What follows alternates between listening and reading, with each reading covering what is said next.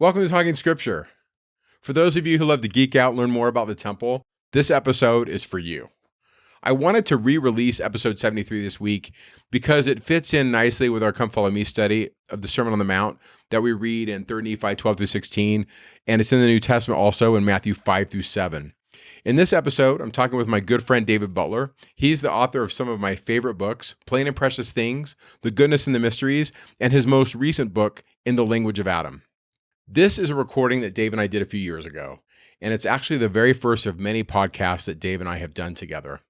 We're going to be talking in depth about how the Sermon on the Mount can be seen as a parallel to the endowment experience in the temple and ordinance. We are also going to examine 2 Nephi 9 in detail. I hope you like this discussion as much as I enjoyed having it.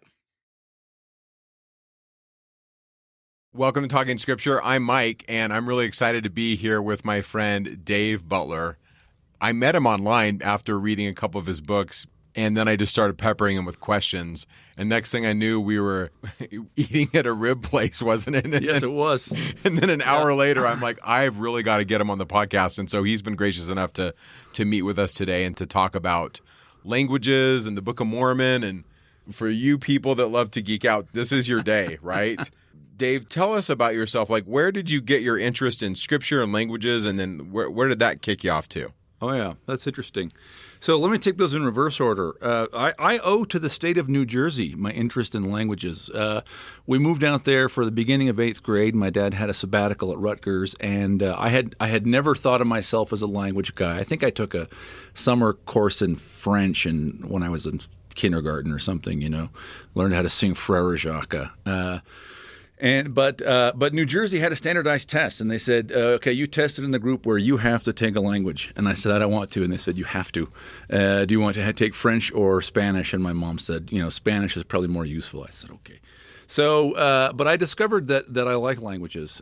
I like them enough that when I was a missionary in Italy, sort of the second half of my mission, I went to a little evangelical bookstore down at the bottom of the hill in Genova and bought a Hebrew grammar and dictionary and a Tanakh, and I started teaching myself Hebrew as a missionary. You just picked it up and you started going. Yeah, I love languages. Relatedly, I guess this is kind of like a conversion story. I was inactive as a teenager because I am as the English would say, bloody-minded. I am stubborn, and this is good because I recognize it in my son, and it gives me the ability to be patient. Less so my daughters, but my son for sure. And so when I was 14, I was in a youth Sunday school class, and I was being a jerk. I was completely at fault. I don't remember what I was doing, but I was teasing one of the girls or something. And the teacher said, hey, you're on the fast road to hell. And I decided that was the occasion in which I would stop going to church. That'll show her. Yeah, that exactly. I'm boss. So basically for 3 years or so, didn't go to church. And what really started me getting interested in the gospel, meaning, the intellectual study of the things of God, was Hugh Nibley's book, Enoch the Prophet. And my parents they knew Hugh. I have met Hugh because he was in our ward. My dad was Hugh Nibley's bishop. And so people would show up to our ward. He taught Sunday school. They'd show up to our ward who had nothing to do with our ward because they wanted to get in a free Hugh Nibley lecture, right? So he was a guy I vaguely was aware of, and my parents started collecting those books when they came out, and I read Enoch the Prophet with basically zero. This is how I do everything in my life, with basically zero preparation, just kind of jumped in off the deep end. And I thought, oh, this is really interesting. Like there's something in here. Yeah, this is a thing that smart people can do. There is something in here. This is not a spiritual discipline for fools. There is meat. Yeah, he's wrestling with ideas that many of us have never even considered. Right. How did you think, okay, now I'm going to write a book about the Book of Mormon? Yeah. Not only about the Book of Mormon, but what the Book of Mormon is saying, but that it isn't saying overtly. I mean, First of all, who thinks of that, and how did you get to that point? So I am a lawyer by training. That's my academic training. I don't practice law in any recognizable way now. But my first 5 years out of law school, I was working at a big firm in London and riding the train into work. I didn't want to live in London after a year, so we moved out in the countryside. So I was spending about 4 hours a day on a train. And so I read a ton.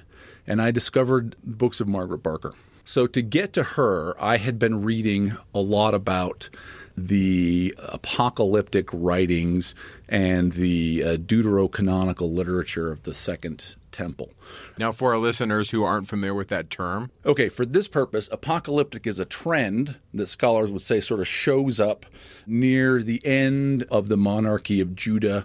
There's a book by Paul D. Hansen, called Dawn of Apocalyptic, which is really a wonderful book, who basically places it in the followers of the original Isaiah, who he calls visionary men, which is interesting.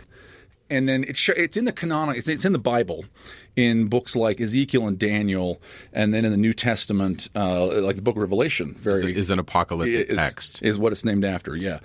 They're revelations. They're not necessarily principally revelations of an end time, although that sometimes is the... I think that's how the Westerners read it. We like to read it as like a predictive text, right? We think of the apocalypse as being the end of the world. Right. And that is one way for that genre to manifest.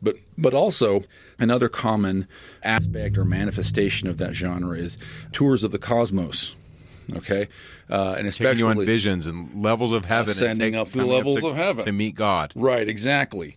And you see some of that in, for example, Daniel with the vision of the Ancient of Days on his throne.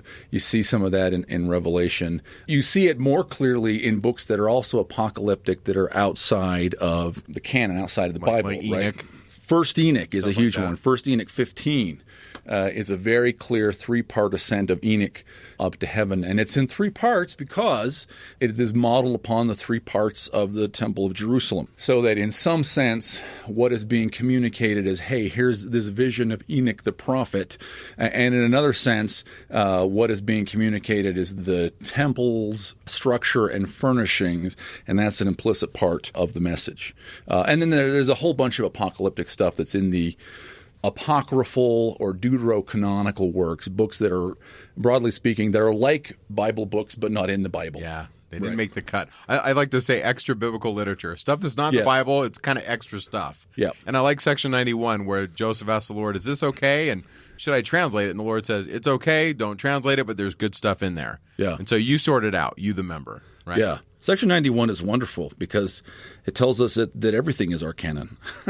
Yeah, pretty much. If it's true, dig it up. Yeah, go for it, which I think is amazing. So all of this had been kind of fermenting in my head for a while. And she's talking about this Jewish apostasy, this big shift in the religion of Israel right around the 700, 650 BC, right before Nephi, right? Yeah. This big shift in theology and what they do in the temple. And so all of this literature, the extra-biblical books and the study of them, one of the real recurring themes is that we think of there being a religion of ancient Israel, and there were clearly religions. There were different points of view. And the Old Testament very clearly is associated with a point of view. And it is a point of view that in some sense won, because in the reign of King Josiah, it went around and killed everybody else and smashed up their stuff and burned their things. William Deaver, I like his term where he says that the Old Testament is a minority report. Yes. It's a text written by the people that won. They won the battle of the views, as it were, right? Is that a good description? It is. This is all implicit in sort of the biblical scholarship of the last 200 years. But in the last sort of 30 to 50 years, it's become really much more common for scholars to say, listen, to understand what's happening in Israel, you can't just read with the grain what the writer's saying. You have to realize that the writer is reacting against things, so you have to read against the grain too. And so if there are lots of condemnations, for example, and this is tangentially related to what we'll talk about today, if there are lots of condemnations of a goddess named Asherah, what that means is that some people really must have been attached to her. Because otherwise, why would they be talking about it? Otherwise, why would it be worth anybody's mention, right? Yeah. They must have taken her seriously. Nobody in our pulpits today is condemning the flying spaghetti monster because it's a joke. Yeah, right. It's not a real thing. Correct. So the Bible has more than one point of view, but it's got an editorial point of view that tries to wrap up everything and conceal the other points of view within it. So it's not obvious that we're seeing a library, which is, of course, what the name means, as opposed to, one point of view. As a footnote, one of my favorite titles, there's an Israeli scholar named Tzion Tzevit, who's written a book called The Religions of Ancient Israel, a synthesis of parallactic approaches. One of my great favorite title, yeah. Yeah, the title will kill you with its weight. But his point is that there's lots of points of view, right? Yeah, and actually, and his very specific point is that for a long time you've had people reading the text of the Bible and sort of taking it seriously as it is, and this was what happened, and people doing archaeology and going, nope, the text is not right, does not match the archaeology, and they weren't talking to each other. So you're reading this stuff on the train 4 hours a day. Yes. For how many years are you reading this for stuff? 5 years. Well, law school too. Man, I checked out law school. So you spent years. Yeah. Like you're in law school, you're in London, you're buying these books, and probably every day you're making connections, right? Yeah. And by the way, to your question about languages, man, all during this time, I'm also sort of running. My Italian is pretty good. Most of the rest of my languages are pretty bad, but I have a lot of them. And this is why. It's because I would go in and I would have Middle Egyptian grammar, and I would read that on the way in. And on the way back, I would do a little By the way, I think you were the one. I was in one of your books one day. I had my nose in it. And to me, it was just the most amazing connection that the word for rod and the word for word is the same Egyptian word. And I was like, Nephi is punning on every level. Like you start going down this road, right? 100%. There are Egyptian puns in there. Produced by an 1829 farm boy, which lots of farm boys did at the time. This is how they 22 years old. They'd make puns in dead languages. Yeah, because who doesn't? Because they didn't have television. Yeah, that's right. They were an oral culture. So I've been doing this for law school, and then the 5 years there, and then a year in New York, and I moved to Idaho. So I've been doing this, reading this for like 8 years, and the elders quorum presidency came to give me a calling. And I said, okay, well, I know you just reorganized the presidency, so it's got to be elders quorum teacher, right? And they said, yes, would you do it? And I said, okay, listen, here's the deal. I don't know why I felt entitled to say this, but this is what I said. I said, you will never have to remind me, and you will not have to get a substitute, and I will show up every time, and I'll do a great job. I'll be prepared. I said, and I will not teach out of the manuals. And they said, let us go think about this. They went and told Steve Jones, who was the newly called elders quorum president. He talked to his dad, and his dad said, why not? Joseph did a school of the prophets, and let's see what happens. What's the worst that could happen is probably basically his advice. So I embarked on trying to teach them everything that I thought people should know about the Book of Mormon that we didn't ever talk about or notice. So very quickly, it wasn't the first lesson I taught. I think the first lesson I taught might have been on the oracular use of the Urim and Thummim in the Book of Mormon. There's a couple passages in Alma where Urim and Thummim is not mentioned, but the textual pattern that is in the Old Testament for when the Urim and Thummim is used is clearly there. Military or civil leader goes to consult with a priestly leader who is known for having a gift of prophecy about a matter of the fate of the nation, including especially military matters. The priestly leader probably withdraws into a sacred space. There's the technical vocabulary, Sha'al Yahweh, and to inquire of the Lord. That's what the Book of Mormon language is, inquire of the Lord. And then you come back with specific tactical advice. Go over there and get him on the other side of the riverside in Lehi. So I think that was my first one. But I quickly got into this idea that had been kind of knocking around in my head for a while.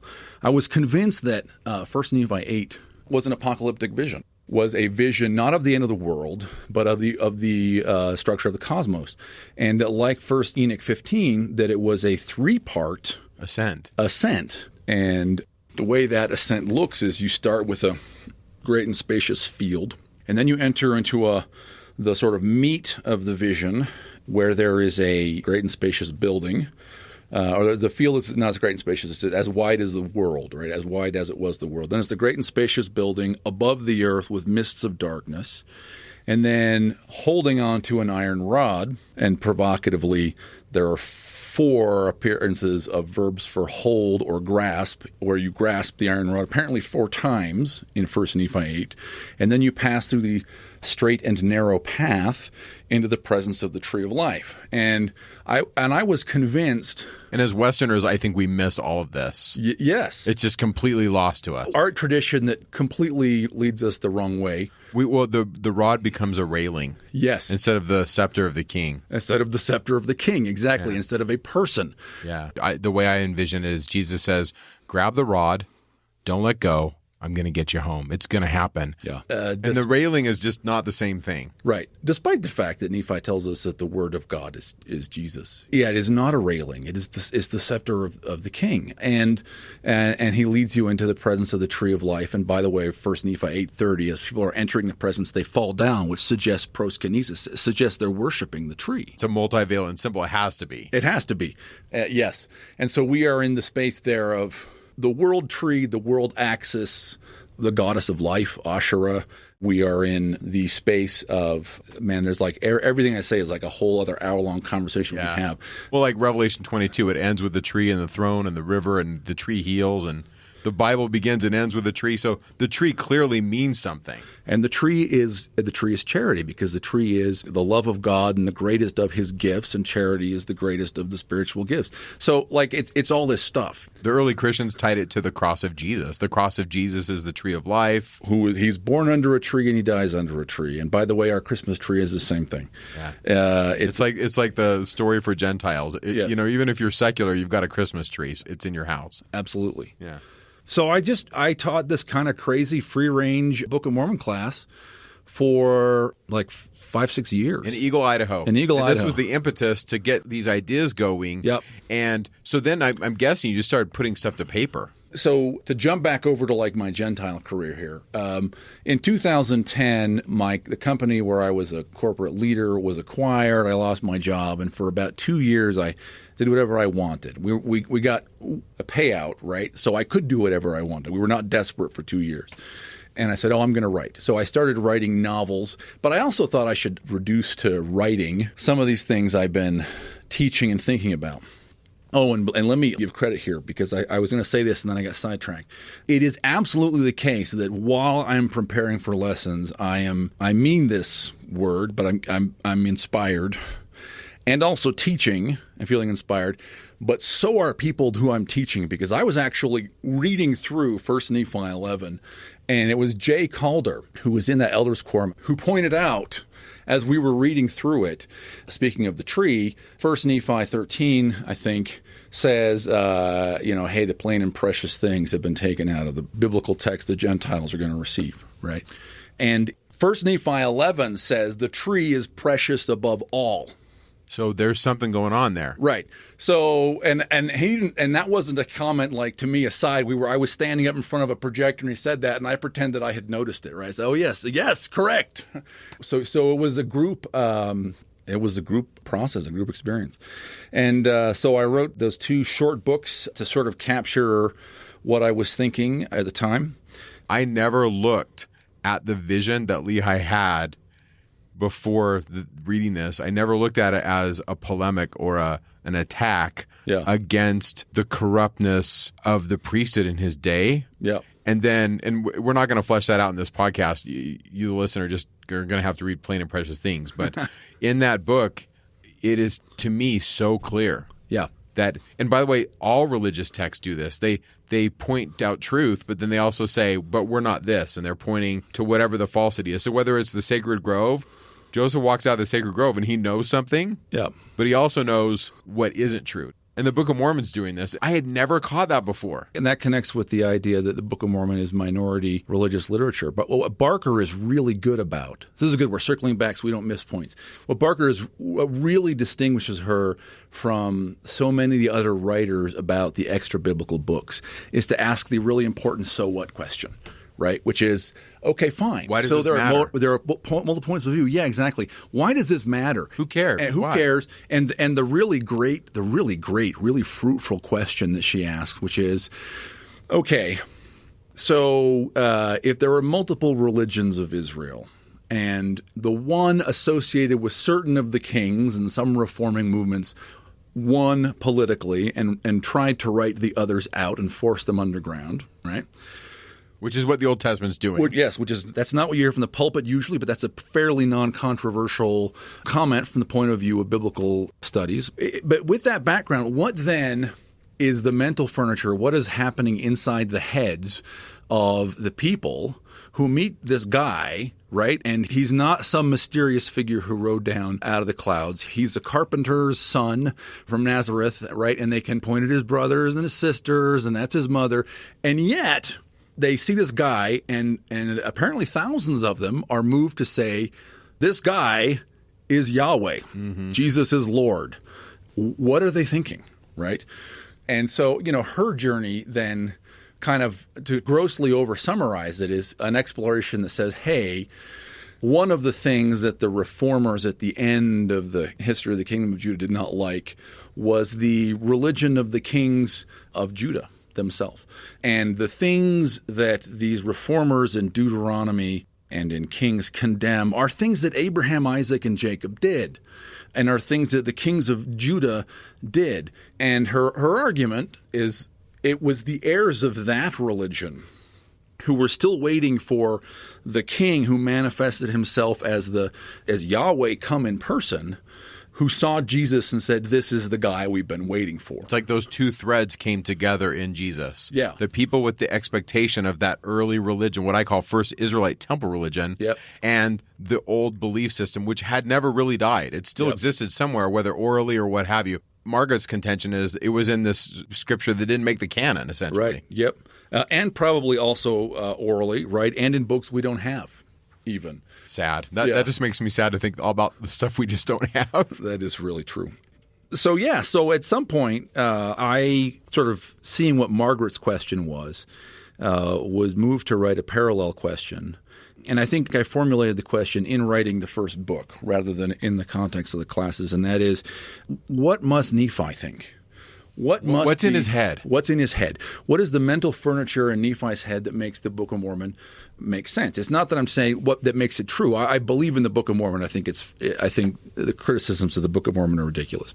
But okay, granted that there's this book, right? What must he believe for this to make the most amount of sense? So Mike, you sent me some potential prompts, and one of them was this provocative question about code languages, which is great because it reminded me of a quote from Brigham Young. It's not a perfect quote. It's actually from Wilford Woodruff's diary in 1857. So he's writing down a sermon, right? So Wilford Woodruff's account of what Brigham Young said.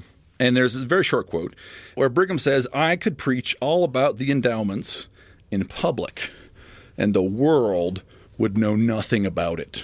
And that's really interesting because that implies that one way the endowments function is as something that enables a secret language where you can communicate on two levels simultaneously. You could speak in public, and people who don't have the key will understand you on one level, and people who do have the key will understand you on an entirely different level. Those that have eyes to see.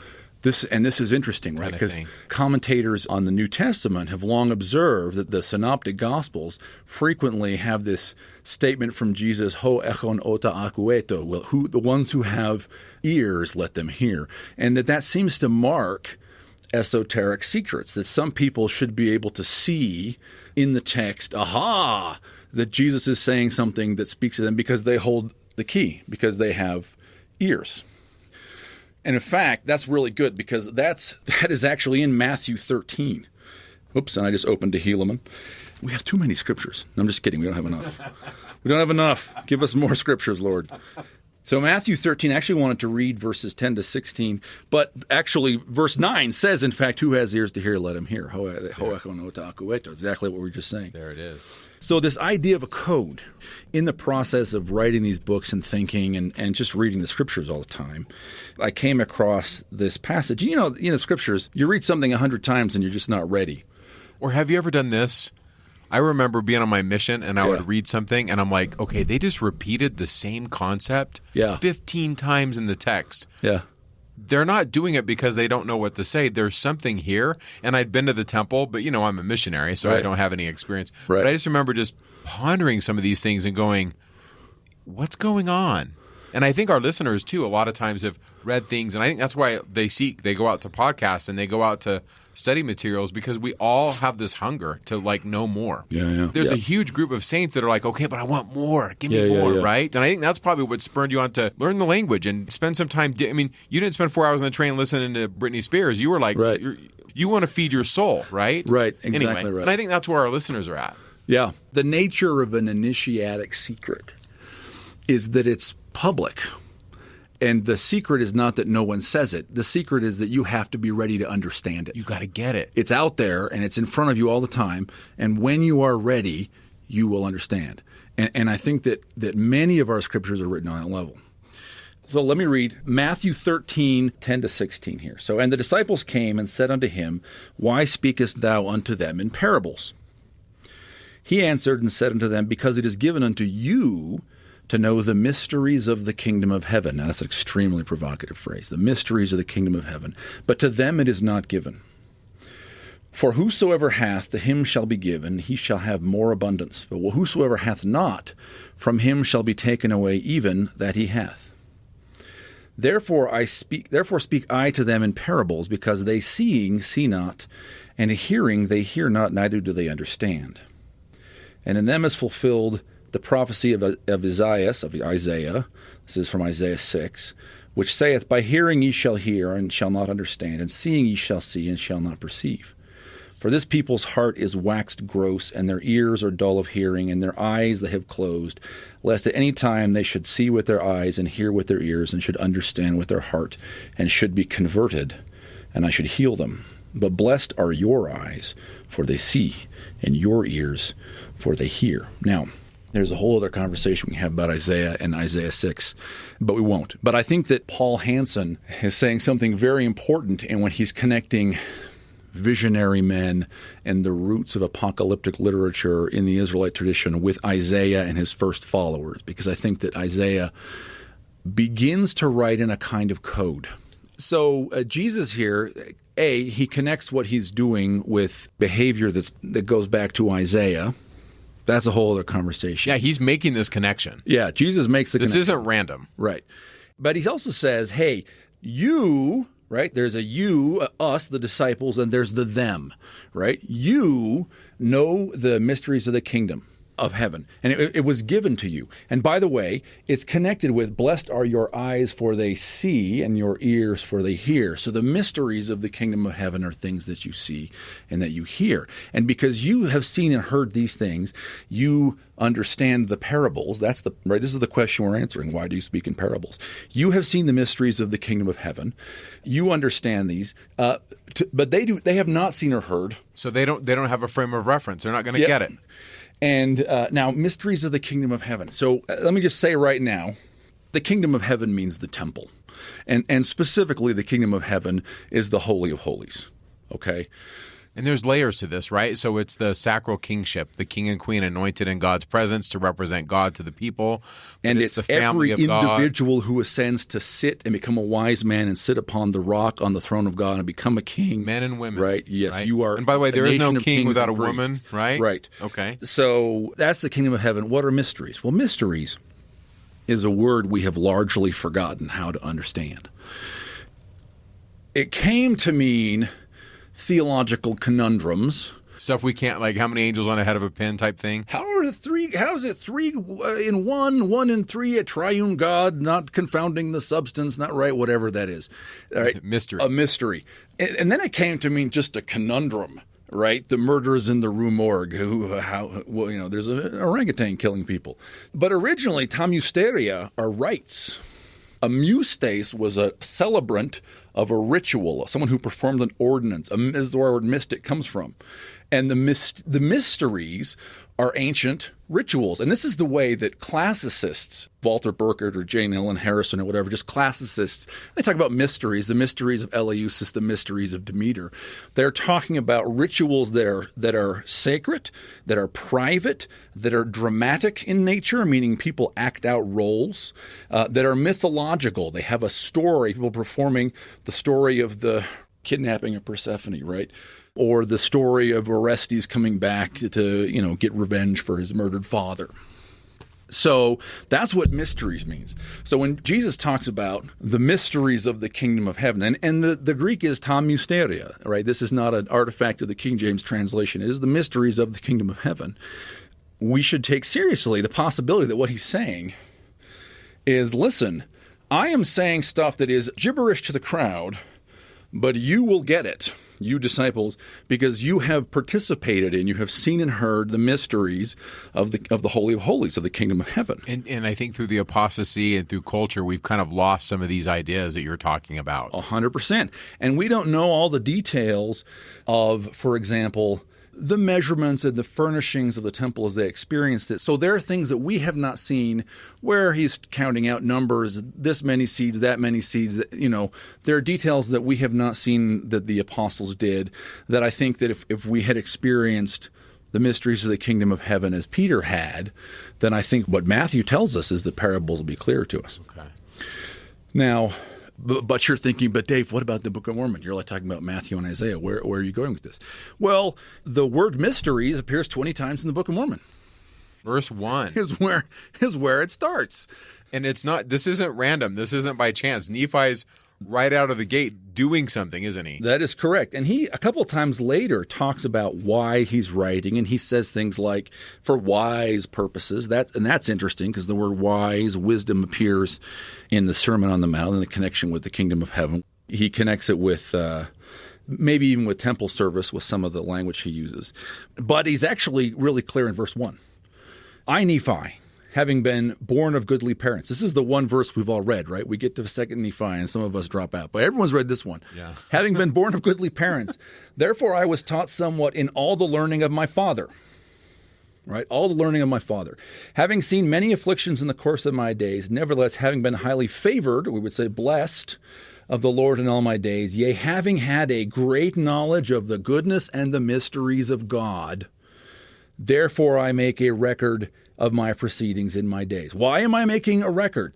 This is the point of this paragraph. He's explaining himself. Why am I making a record? Because I have had a great knowledge of the goodness and the mysteries of God. And then he starts off with a vision of ascent. And the first right thing we get, in fact, is we get two visions of ascent before we're even out of the first chapter.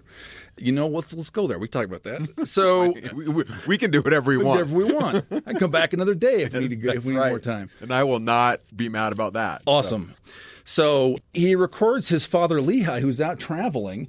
Verse 6, as he, Lehi, prayed unto the Lord, there came a pillar of fire and dwelt upon a rock before him. And he saw and heard much, caused him to quake and to tremble. That's the first vision of the Book of Mormon. Okay, a pillar of fire upon a rock. Now, that's really interesting because there is a rock, right? We were talking about temple things.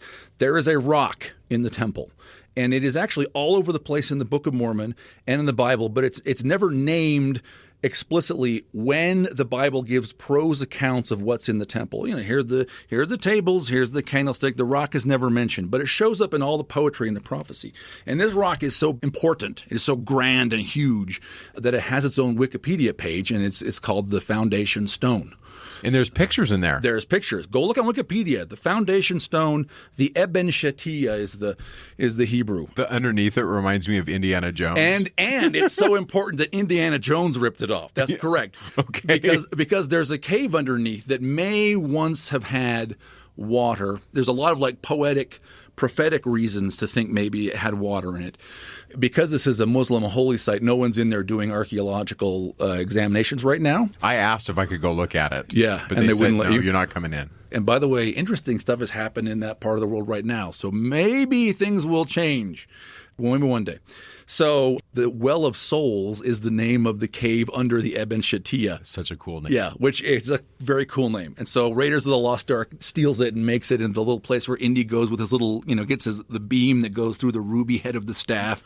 And by the way, the throne of God, the Ark of Covenant sits on the Well of Souls. And in fact, in the Jewish literature, the Mishnah, which are the Jewish, they're collected in the early 2nd century AD. So they're being collected about the same time that the New Testament is kind of being put together. And they record sort of, hey, how are we doing things, we Jews in Palestine? How do we do stuff, given that we don't have all of the trappings to be able to do what the book of Exodus and the book of Deuteronomy tell us to do, in Leviticus? How do we do our religion? How do we do our religion? And there's it's divided into tractates. Think of those as like books. And one of those tractates is called Yoma, Tractate Yoma. Yoma is Aramaic for day, and it means Day of Atonement. So this is a book in the Mishnah. And you can get an English translation has been available for a long time. Danby is the name of the translator. You can get like a 1-volume English translation. And Tractate Yoma talks about this rock, and it says, look, once we lost the Ark of the Covenant, we started treating the rock as if it were the Ark. And so specifically in the Day of Atonement, if you read in Leviticus, there's a sequence of blood that needs to be scattered on the Ark to atone. And in Jesus' time, this was being done on the boulder because the Ark was gone. So there's a boulder. What sits on it is the Ark. The Ark is it's a box. It holds stuff, but it's also a chariot, and it's also God's throne. And especially in visions, we see things like the Ancient of Days sitting on a throne. This is a vision of the Holy of Holies and the throne of God. And Daniel sees the throne, and it is fiery. And Enoch sees the throne, and it is fiery. And this is First Enoch, not Book of Moses, First Enoch, super common available book. And rivers of fire come out of it, right? So a fire on a rock is not a random image. The fire on a rock is the flaming throne of God. And right out of the gate in the Book of Mormon, here it is. Verse 6. And in Helaman 5, same stuff, right? Helaman 5 is the same stuff. Now, you go, okay, well, Dave, that's an interesting hypothesis. Yeah, okay. But let me tell you something else. One of the recurring patterns, literary patterns you see in the apocalyptic literature is paired visions. And the visions explain each other. Like 1 Nephi 8 and 11. Yes, right? Like 1 Nephi 8 and 1 Nephi 11 to 14. But it actually happens here first, because the first vision is a fire on a rock. Then Lehi goes home and falls upon his bed and has another vision. And what is it? It is the throne of God. It breaks it down. Yeah. They're the same vision. It's the same vision repeated twice. It is a vision that starts in the kingdom of heaven at the throne of God, the place where God is king. So I think we should take seriously the possibility that Nephi means what he says. When he says, listen, I knew the mysteries of God. I have great knowledge. And although the story starts when he's a young man, right? He's not writing as a young man. No. He is a fully experienced priestly leader, apparently a king, although he's shy to say that of himself, but doing what he can for his people. And they name his successors Nephi 2 and Nephi 3. That's all king. Sounds like he's a king, right? So he's the king and their high priest, and he's having this special record made. Great knowledge of the goodness of mysteries of God. Now, a hypothesis. I don't feel like this is a hypothesis anymore. I mean, it's my belief. Let me tell you what I think, and then we'll maybe talk through kind of a key, and I'll show you an example.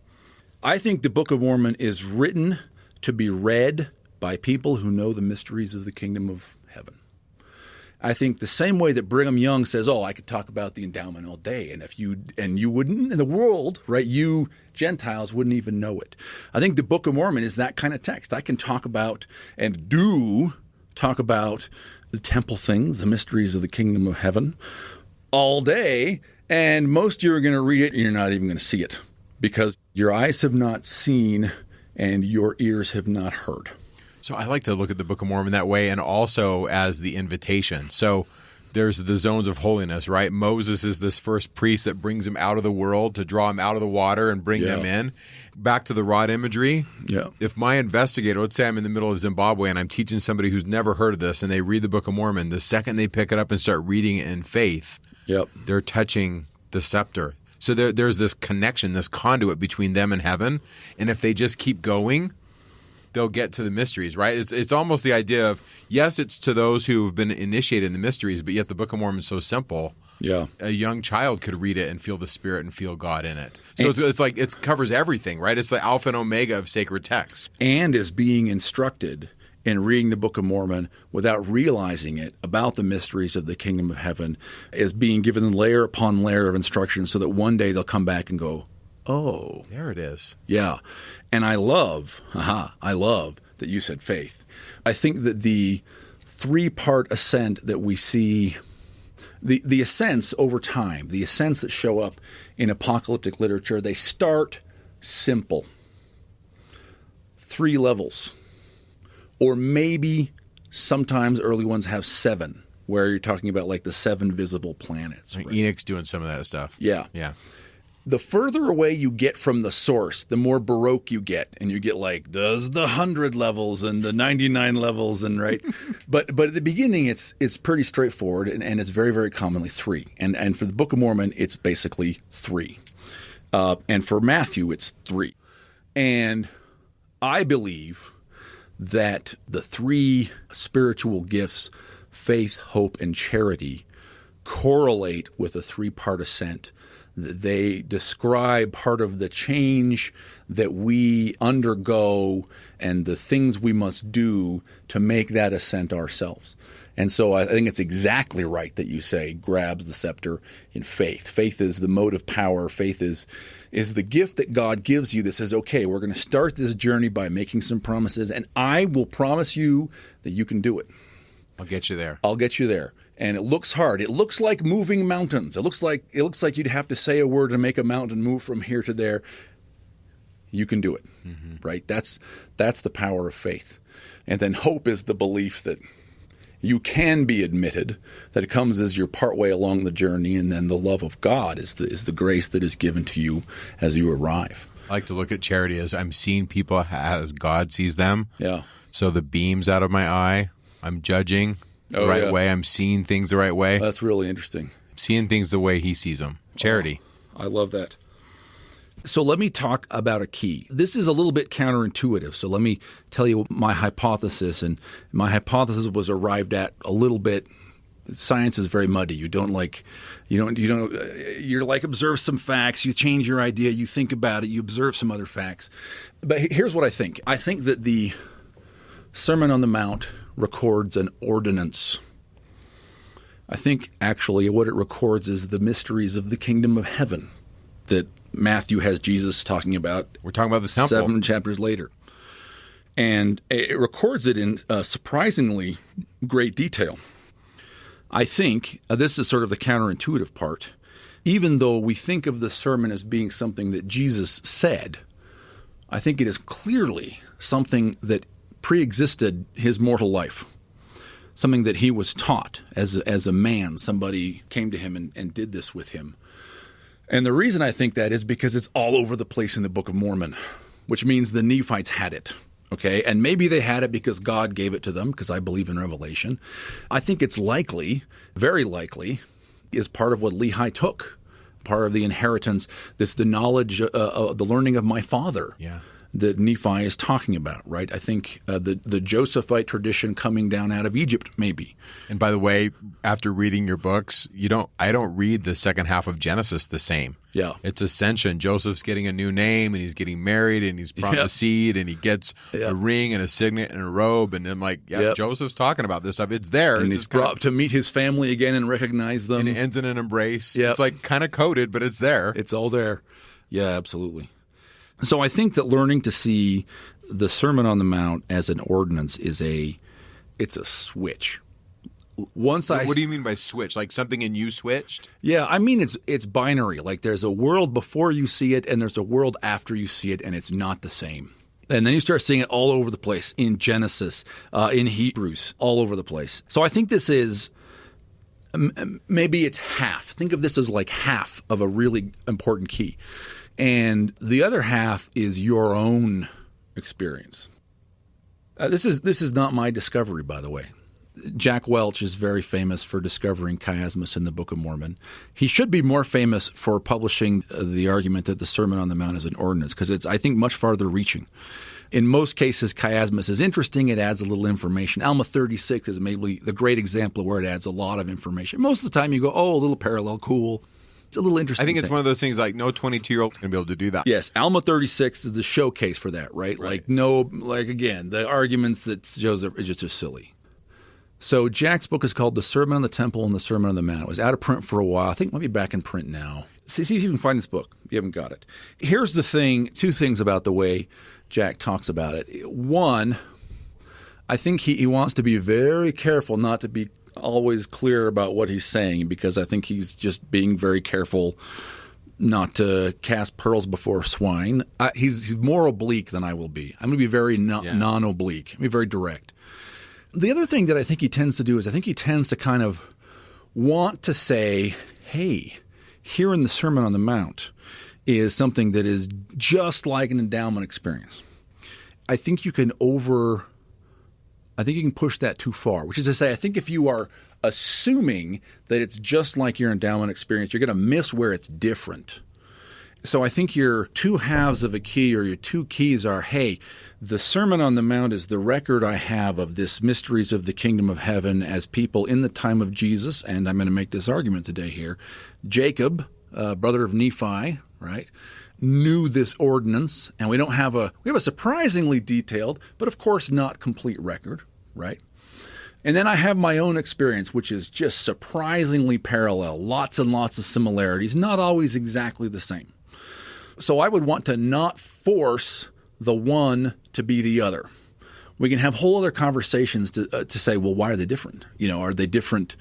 Well, like why are Matthew and 3rd Nephi different, right? Are they different because different dispensations, because of translation issues, because of different cultures? Have we been given more light? Are we missing light, right? Those interesting conversations. But I think you'll get further if you just hold those two pieces. Say, hey, I've got my experience. This is interesting. And the Sermon on the Mount. Okay? Now, what I want to do is I want to walk through Matthew, and I want to show you what I mean when I say the Sermon on the Mount is an ordinance. And that, again, you should say, okay, the lion's share of the credit here, all the credit goes to Jack Welch. So if you see Jack Welch, say, Dave Butler thinks this should be what you're famous for. This is amazing. That's what you should say to Jack when you see him. I'm going to say some things that did not come from Jack, that are my observations. So if you think that anything I say is idiotic, it's probably my part. Okay? Now, I've got in front of me the King James, and I've also got my Greek New Testament, which I may pull open if I want to remind myself of the words here. By the way, it's interesting. Martin Luther hated the Sermon on the Mount. He thought it was fraudulent. He thought the devil inserted this. There's a Leonard Cohen line, actually, the staggering account of the Sermon on the Mount, which I don't pretend to understand at all. And so for a long time, scholars have said, it's not a sermon. It's a collection of wise sayings. And they've looked for the sources and said, something like the Gospel of Thomas, which isn't a history. It's like just a collection of gnomic, meaning like aphoristic proverbs type sayings. And that just got assembled here. But I think you're going to see there's a better explanation. All right. So Matthew 5:1. Okay, so first of all, it's got 3 chapters, right? And let me just remind you that the temple, as described in the Chronicles and Kings, and also, also in Exodus, the tabernacle, is a 3-part space. There's a space out front, and then there's the middle space, and then there's the Holy of Holies. Okay? And so the hypothesis is this is a 3-part ordinance that happens in space, and that these chapters correspond to things you would do. And if we read it this way, it will make more sense. Yes, I think is what I'm hearing you say. Yes, and there will come a day when I would like to take a class and just walk through a 3-part space and read it together so you could see it. Because I think actually moving and encountering some of the actors who seem implied by the text would really make this vivid. But again, also, remember your experience, because some of it's going to be very relevant. So the first verse, and seeing the multitudes, he, we assume Jesus, went up into a mountain, and when he was set, his disciples came unto him. Now, so Jesus is sitting, he's on a mountain. This is the ordinance by which people approach the one who sits on the mountain. Now, who sits on the mountain? Well, the temple is the mountain of God, and who sits on it is God upon his throne, right? But it actually gets better than that, because in Hebrew, the verb to sit is yashav, which also means to dwell. So this is the ordinance in 3 parts by which one approaches the person who sits/dwells upon the mountain, which can only be God. Right? This is the ordinance by which one approaches God. This is where we're headed. Yeah. Jesus is like, let me show you how to get to Father's house, right? Which, by the way, we get to the end and it says, and they were astonished. He did not teach like the Pharisees. That's why. Okay, so he opened his mouth and he taught them, saying. Now, these are really interesting. I think Jack talks about these beatitudes as being entrance qualifications. I think that's fine. That's an excellent way to think about them. There's more. First of all, let me just point out that there are nine blessed statements. There are 7 blessings. Let me read them. Blessed are the poor in spirit, for theirs is the kingdom of heaven. Whoa, okay, kingdom of heaven, here we go. Blessed are they that mourn, for they shall be comforted. Blessed are the meek, for they shall inherit the earth. Blessed are they which do hunger and thirst after righteousness, for they shall be filled. Blessed are the merciful, for they shall obtain mercy. Blessed are the pure in heart, for they shall see God. Blessed are the peacemakers, for they shall be called the children of God. Blessed are they which are persecuted for righteousness' sake, for theirs is the kingdom of heaven. Blessed are ye when men shall revile you and persecute you, and shall say all manner of evil against you falsely for my sake. All right. So there are 9 blesseds. That's going to come back. Okay, just remember that. There are 7 blessings, and those specific blessings will come back. Now let me just talk about the whole formula. So, of course, we're reading this in English, and this is a translation of Greek. But Jesus is probably not using either of those languages, right? He is speaking in Aramaic, or he is speaking in Hebrew. This is a tangential note, but it touches on things we've already said, so I have to say it. The so-called beatitude formula, blessed are, appears in the Old Testament. Proverbs 3 is a great example. Okay, Proverbs 3, I want to say verses 13 to 17. And what it's translations will say, blessed is he who, or happy is he who. And in Proverbs 3, it's happy is the man who finds wisdom. And it's about following a path and taking hold of wisdom, which is a tree of life unto him. So this is definitely in the space we're talking about. Coming to a tree. Coming to a tree. Yeah. Which this is like the great secret marker. Like when you see a journey that ends in a tree, just look at it. So in respect of that passage in particular, Proverbs 3, scholars have said, hey, there's probably a pun on the name Asherah here. Because Asherah is a tree. Blessed is the man who finds wisdom. He'll take hold of it. It'll be a tree of life unto him. Well, what is the formula in Hebrew? The formula is Ashrei, the man who whatever. Ashrei actually it means the happiness of. Okay? It is a so-called construct form, if you are keeping grammatical score. The happiness of the man who finds wisdom, right, is literally what it's saying. We translate it as happy is the one who finds wisdom, blessed is the one who finds wisdom. We call it beatitudes because in Latin they translated this as beati. Beati are the ones who do whatever. Well, Ashrei sounds an awful lot like Asherah. The difference is between an H on the end, or a hey, and a yod. It's really a difference in vowel sounds. Ashrei, Ashrah. Super close. It's super close. And because a Y on the end of a word, a yod on the end can mean someone from a place or something belonging to something. Ashrei looks like maybe the one who belongs to Asherah, of Asherah. And so it reminds me of when Nephi describes the tree. Yeah. And he said, whose fruit was to make one happy. Oh. That's the word, right? Happiness appears 3 times in the Old Testament, 0 in the New Testament, and 26 times in the Book of Mormon. Okay? The Book of Mormon is the book of happiness. Yeah. But there's a pun there. There's something happening there. Yeah. In the words of that famous movie from Spielberg, this means something. This means something. I'm in front of a big mountain of potatoes, and I know it means something. So, it's an interesting point here in Matthew 5. Is it possible that at the beginning of this journey, we are saying, hey, the poor in spirit, those who hunger and thirst after righteousness, the meek, they belong to Asherah. Ashrei, the one who hungers and thirsts after righteousness. Ashrei of the peacemakers. If Jesus is speaking Hebrew, that's what he's saying. That's what he's saying. Which they translate to Makarios, right, which is just the blessed state of the gods. But and either way, it's cool. In Latin, yeah. So, look, I'm jumping ahead, but we're going to find that Matthew 5, 6, and 7 are a journey to a tree. By the way, that's probably new to a lot of people, that idea. Yes. So I just want to repeat that again. We're heading in this vision to a tree. Yeah. We're heading, and that is super important. So look, I will probably skip some verses here. That does not mean I don't think they're relevant. It may mean I don't know what they mean, or that I just am trying to highlight. Verse 13 is really interesting. Ye are the salt of the earth.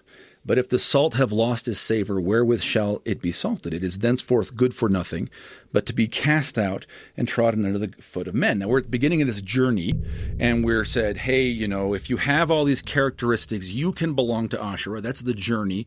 And there's this list of 7 blessings, and we're approaching God on his throne. And then there's this really interesting warning that says, if you lose your savor, you shall be cast out and trodden under foot of men, which I think in context can only be a threatened covenant penalty. Which, by the way, it then makes Alma chapter 30 super, super interesting.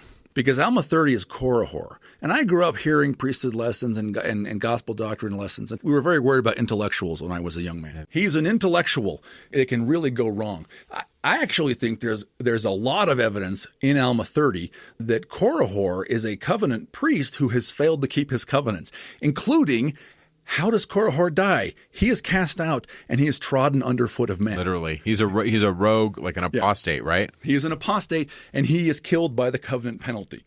So, that's a totally different spin, but it's right there. It's right there. Again, you see this and you can't unsee it. I like that connection with Korihor. Yes. 14 and 15. Ye are the light of the world. A city set on a hill cannot be hid. Neither do men light a candle and put it under a bushel, but on a candlestick, and it giveth light unto all that are in the house. Let your light so shine. So we're journeying to be in a city on top of the hill. There's something else interesting here, though. Matthew and Alma both say, I think it's Matthew 10 and maybe Alma 5, both have the phrase that the righteous shine in the kingdom of God. Remember, this is blessed are the poor in spirit, for theirs is the kingdom of heaven, right? These are the mysteries of the kingdom of heaven. The righteous shine in the kingdom of God. And where that phrase appears in Matthew, it's followed by who has ears to hear, let him hear, suggesting that it's an esoteric secret. This is about shining. Now, that's a really old and super interesting idea because our word divine, which is also the source of like the French Dieu and Italian Dio, but also like the name Jupiter is Diaus Pitar, Diaus. It's also, when we talk about Hollywood divas, that's where this word comes from. It's a very old word and it means to shine. The Indo-European, right? The gods are the shining ones. So this is an ordinance about approaching God on his throne and becoming one of the shining ones, about becoming one of the righteous who shine in the kingdom of God. Do you see a connection in the Book of Mormon anywhere? Would this be a Benedict when he's in front of Noah? I absolutely think that's right. I think Helaman 5. Helaman 5, they're shining. Yeah. Now, verses 17 through 19, through 20, I'm just going to lump those together and comment on them. If you read them, he's talking about the law of Moses. I have not come to destroy the law, but to fulfill the law. Now, if we take seriously the idea that this is an ordinance, there have to be other people than you, the individual who's experiencing it, right? Even in something as simple as baptism, there's somebody who is baptizing you. But if there's an ordinance that is so complex that it takes 6 pages to describe skeletally, there's probably more than that. And again, the idea of mysteries, they're not just ritual actions, they're stories that are lived, they're mythologies, the mysteries of Eleusis or the mysteries of Demeter. I think there's a suggestion here that in the first room of this ordinance, there is a person who is conducting you, and that person is doing so in the guise of Moses. Kind of representing him.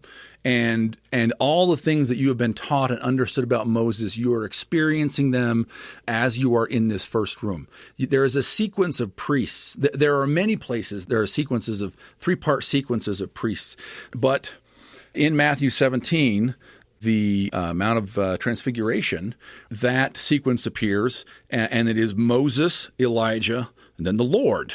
And they're on top of a mountain, and Peter says, shall we make 3 skenai, three tents? And that's puzzled people for so long. Yeah. And I think we're actually seeing in that chapter another way to think about this experience and what's going on. Again, people are shining, and there are 3 tents or 3 rooms in a temple. It is on top of a mountain, and the 3 dwellers in these 3 tent rooms are Moses, Elijah, the Lord. And in Micah chapter 4, that same sequence appears, right? Moses, remember Moses before, and I will send you Elijah, and then the great terrible day of the Lord. Moses, Elijah, the Lord. I think We'll see a few reasons to think that that's the sequence of priests that's implied by this ordinance, or at least at some point in time, those were the names, the ideas. And they're doing different things. Like Moses is pulling us out of Egypt. Yep. And Elias is saying, make straight the way, prepare to see the Lord. And then from my reading, the Lord's saying, let me introduce you to the Father. Yeah. Do you see some of those things there? Yeah, I think that's absolutely right. Well, I think Elias or Elijah is the priest of the second room. You think about the stories of Elijah, and there's a guy who lives in a tent and comes forward, and he's giving the king warning, right? And I think if we think about that as sort of mythology or a really broad expression of what the Elias priest is all about, the king there is you and me. The king there is every sinner who is trying to approach God on the mountain. And the Elias priest is the one who's saying, you're not ready, you need to do these things. Here's how you do this. That's a great way to read Scripture. Yeah. And by the way, this changes how we read the Book of Mormon. Just a little bit. Yes, just a lot. So Moses shows up. Now we're going to see other actors in just a moment. But before we start having these interesting teachings, okay? There's verses 21 and 22. Hey, you have heard that it was said by them of old time that thou shalt not kill. Whosoever shall kill shall be in danger of the judgment. Whosoever is angry with his brother without cause shall be in danger of the judgment. Now this is interesting. 23 and 24. Leave, therefore, if thou bring thy gift to the altar, and there rememberest thy brother hath aught against thee, leave there thy gift before the altar and go thy way. First be reconciled to thy brother, and then come and offer thy gift. Okay, so this is an ordinance, and there is an altar. People are being invited to come forward, but you can only have good feelings towards other people if you want to participate. You need to go get reconciled with your brother. You can't even call him a fool, right? You can't be here if you got those issues. You're not allowed to be at the altar. So we should imagine people, with some kind of action around an altar. Now, verse 25 and 26 are really interesting. So I said I think that there's a sequence of 3 priests. There's actually a sequence of 4. Here's priest 1B. Okay, verse 25, agree with thine adversary quickly whiles thou art in the way with him, lest at any time the adversary deliver thee to the judge, and the judge deliver thee to the officer, and thou be cast into prison. Verily I say unto thee, thou shalt by no means come out thence until thou hast paid the uttermost farthing. Now, adversary. Other Christians remember the meaning of this word. I think we LDS have sort of forgotten. But the underlying Greek here is the antidikos. And dikos is justice or a lawsuit. And anti is the guy opposite you in the lawsuit. Like the prosecutor. Like the prosecutor or the plaintiff. Or in Hebrew, I think he was like the Satan. He was the Satan. That is correct. This is what Satan means. Satan is the guy who comes after. He's your accuser. He stands against you in the lawsuit. That's who you're being warned against. If we are reading a complex liturgy, what we have here is presumably a priest in some sort of clothing to indicate to you that he is Satan. He's the accuser. He's got a different robe. He's the accuser. Maybe if they want to frighten you, he's got a monster head or something. I don't know. He shows up and you're given a warning about him, right? And by the way, it's not Satan's power. It's not actually Satan's power you need to fear. What you can't do is be in debt to Satan. Because being in debt to Satan means you end up that the officer and the judge have to go make you pay your fine. Right? So again, if it's a liturgy, Satan shows up, you're Satan, your accuser, there's this warning, then he appears to drop out. We don't see him specifically, at least as far as I can tell in the text. Now, so we've had all this kind of some warnings, a little drama. Now we get our first moral teaching, and it starts in verse 7. Ye have heard that it was said by them of old time, thou shalt not commit adultery. And I will, jump all the way down to verse 32, and you can just read that. It's moral teaching on adultery, moral teaching on chastity, moral teaching on commitment, okay? We might call it the law of chastity. Yeah. And, Jesus is actually calling people to a higher standard. You were told X. Actually, here's the deal. It's more than that. It's interesting. This is the first moral teaching that we've really seen. But then we get this, verse 33. Again, ye have heard that hath been said by them of old time, thou shalt not forswear thyself, but shalt perform unto the Lord thine oaths.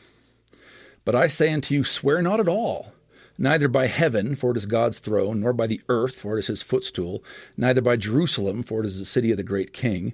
Neither canst thou swear by thy head, because thou canst not make one hair white or black. By the way, footnote, the oath the Jaredites swear in Ether 8 is the oath that is forbidden in Matthew 5. So this is really old stuff. Yes. Those guys are a long time ago. Yes. And the Gadianton robbers, the secret combinations, are not a random enemy. They're like the intimate enemy. They're the specific enemy of the Nephite prophets, right? We know who you are. You are the counterfeit of us. You're the one our fathers warned us against.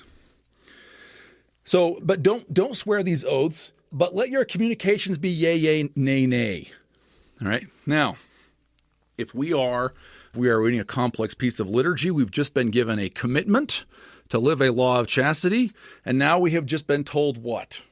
This is how you answer it. You don't need to be all long-winded about it. Just yes or no. Do you do it? No elaborate oath. You just say yes or no, right? You say yay or you say nay. Now, there's more moral teaching, and, you can think of names you might call this, but verse 38 through 42 is sort of eye for an eye, turn the other cheek. How you treat people. How you treat people.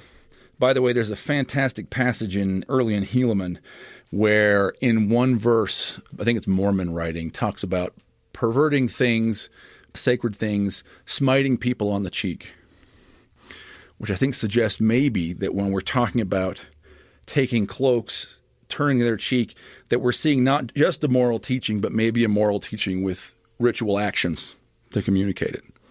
And then we have love thy enemy. I would call verses 43 to 47. Maybe that's a separate commandment from the sort of turn the other cheek. And then we get to verse 48. And again, I think we're winding up in the first room here. We're winding up with Moses.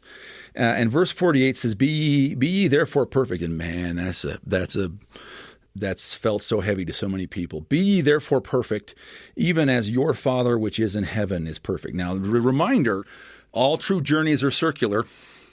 And we started out saying, hey, this is the ordinance by which we approach God. And here's a reminder. Even in this room, we have come around and we're talking about, hey, remember, what we're doing is approaching our Father who is in heaven. But on this, be ye therefore perfect. First of all, the Greek is a future. Not an imperative. It is not an imperative. It does not actually say, be perfect. It says, you will be perfect. And that is a different thing. I think as Latter-day Saints, I think that's a message we need to hear. We need to hear this message. The way I envision it is Jesus says, grab the rod, don't let go. I'm going to get you home. It's going to happen. Yeah. And it's not because we're great. It's because he is. It's his righteousness. That's absolutely right. It's believing in the power of the atonement rather than believing in the power of ourselves to be I can't do it. Sinless. I'm helpless. Yeah. I just have to grab that rod and hold on tight. Yeah, absolutely. There's a second point in here. He says, be ye therefore perfect. What is perfect? Well, the Greek is teleoi. Tele is the end, the final thing. Teleology is the study of final things. But it can mean other things. So like tele are your taxes. You pay your tele in Greek. But a teleos is, which does mean perfect, but it means perfect in a specific sense. It is someone who is ritually perfect, someone who has ritually been completed, is someone who has been through sacred perfecting ordinances. And so that really kind of changes. Be ye therefore perfect, even as your Father who is in heaven is perfect. Because that suggests you could read this as, hey, and then you will be complete. You will be ritually perfected. Just like God is, right? And now we're in the space of the King Follett discourse. The great secret is that God on his throne is a man. And it's sad that it's a secret because it says it on every page. Because it's right here. But it's a total secret. It's right here. I mean, we're the only ones that believe that. Yeah. It's just almost laughable, but it's sad. I shouldn't laugh because it really is sad to think God in heaven is looking at his children and they even have the text and they don't know that he is human, that he is their father. And Jesus is always calling him my father. And it's just, I'm laughing because there's a thin line between tragedy and comedy. And it's just so sad that this is a mystery. And it's back to that point about initiatic secrets. An initiatic secret is not hidden from the world. It's published to the world, and the world is not ready for it. And you only become ready for it one individual at a time. What is the likely word in Hebrew I have a guess. I think the likely word here, there's a couple different words that mean perfect. I think the word here is Shalem, which is the same root as shalom, which means peace or mean health, right? In contemporary Hebrew, ma shalomcha, what's your shalom? How are you? Would that be like wholeness, like a whole person or complete person? Whole, perfect, or complete, or peaceable. And so it's interesting, there are various passages where words like that show up. One of my favorite is Moroni 7:3, which is the last we hear from Mormon. Moroni puts in a speech, hey, here's something Dad said, Moroni 7:3. And Mormon is speaking, and he says, I speak unto those of you who are the peaceable followers of Christ, which again suggests... Moroni 7 verse 3. Yeah. Which, again, I think suggests that we got a prophet here who is speaking to a mixed audience. And so what he goes on to say is interesting, but in that context, but he says as a key, as a signal to those who are in the know, and now I speak to those of you, a subset of who's here, who are the Shalem followers of Christ. And he talks I'm going to read this because I think this is really good. Yeah. I would speak unto you that are of the church, that are the peaceable followers of Christ, and that have obtained a sufficient hope by which you can enter into the rest of the Lord. From this time henceforth until ye shall rest with him in heaven, you shall be perfect. Yeah. This is a great verse because there's this path being described. What is this path? Well, it seems to be something that people act out liturgically, but it's more than that. Right? It's a roadmap to how to get to heaven, and how do you get the messengers along the way, and how do you grow? And I like how he says, who enter into the rest of God now, and then later will enter into rest, right? So the path, the rest of God is the kingdom of heaven. You enter in and you rest in the Holy of Holies.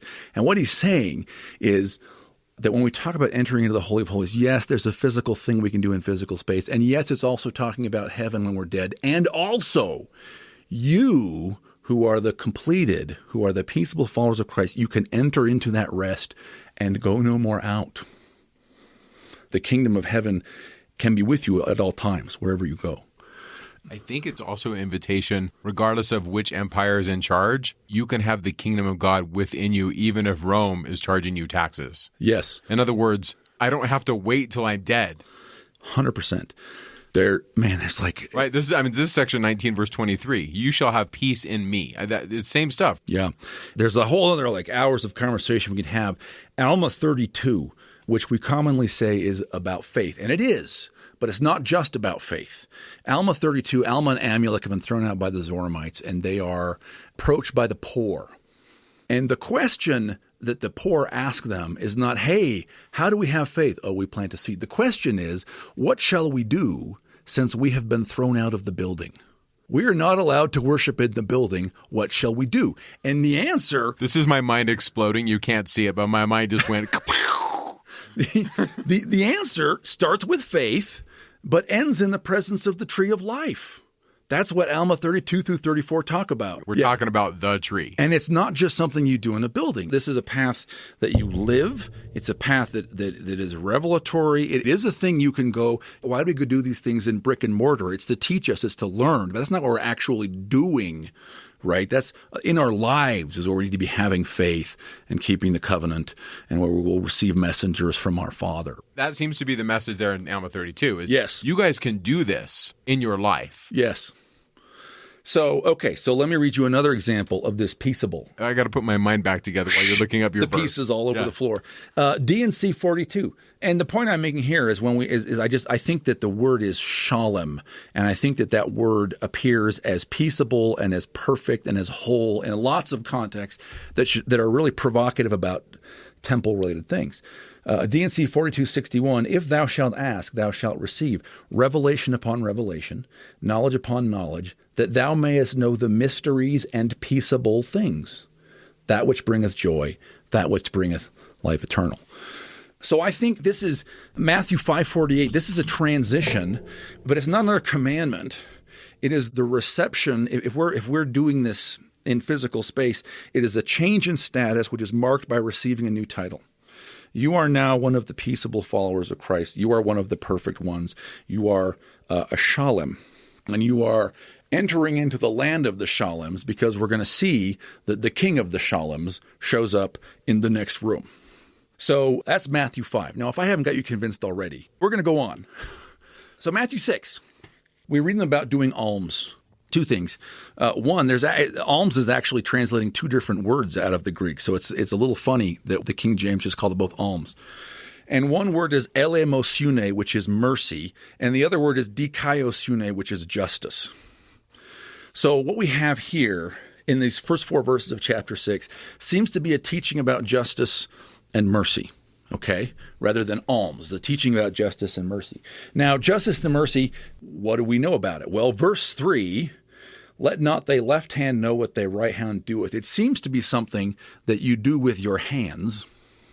And verse 4, that thine alms may be in secret. So I think we've got a teaching, there's justice and mercy going on here, but I think the language is very provocative, and it suggests to me that we have ritual gestures that are being used to communicate ideas of justice and mercy, ideas about being a judge, but also when to grant forgiveness, right? When to give clemency. And then verse 4 is interesting, that thy Father which seeth in secret himself shall reward thee openly. And we're going to see again in verse 6, thy Father which is in secret. Now God starts to show up again, except that God, if these are stage directions, if this is a story in a liturgy, is not yet on the stage. He is in secret, and he is watching. So we're getting closer, and God is, if we think of this as 3 rooms of the temple, God is now on the other side of the veil. In Greek Orthodoxy, I've been to some of their masses. They have this. They have behind the veil the Eucharist, and the priest who represents God will give his chant, and essentially he's telling the people, are you ready to receive the Eucharist? Are you ready to receive? And there's a response, and then there's this dialogue behind the veil, and then they eventually bring it out. And I can't help but think, this stuff's really old, and there's pieces of it everywhere, right? It's kind of what we're seeing here, but it's reflected in other traditions. Oh, I think what you just described is very much consistent with what we're about to see. Yeah. That's fantastic. Thank you for that. So that's justice and mercy. God is in secret. Then we get instruction on prayer, and it's very interesting because verses 5 and 6 say, hey, thou, when thou prayest, go pray in secret. Let me teach you how you pray. You, Mike, you, Dave, this is how you pray. Thou. Verse 7, but when ye pray, we're now talking about a plural, you. In the underlying Greek, as in the English translation, when ye pray, don't use vain repetitions. We're being taught how to pray together. Be not like the heathens. And then we're taught what prayer to say. Again, imagining that this is a liturgy, we seem to have a group prayer. Okay?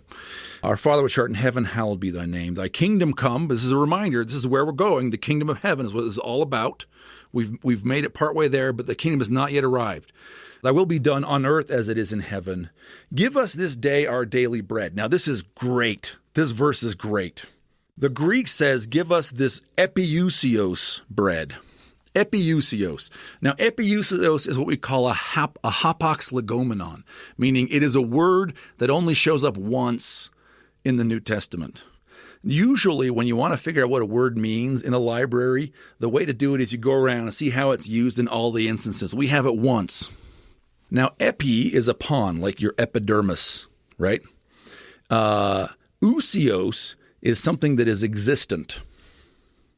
It is a participle of the verb to be, something that is existent. Epiousios means something like the one that exists upon or upon the existent one. The King James translators, not insanely, decided that the ousios meant the present day. Give us the day we need for the present day, for the existent day. But that's a terrible translation. Partly for reasons we'll see, but partly also because what does the name Yahweh mean? Well, we don't know. We're messing with to be, though. Yeah, but we're messing with to be. Yeah, that verb is being used. I mean, right. Whether it's Frank Moore Cross or Christine Hayes, all the Bible scholars are like, We are talking about a being who is existing. Who exists. He's doing something. Yep. He is being. Yep. And this is I am that I am. Exodus 3, Moses in the burning bush, right? And even though that's not the verb, it's not the word Yahweh does not appear, scholars go, he's announcing his name Yahweh. So somehow Yahweh means I am the one who makes, I am the one who will be, I am the one who always is. Once again, we're back to Joseph Smith, farm boy. Yeah. He gives us the book of Moses. Yeah. Endless is my name.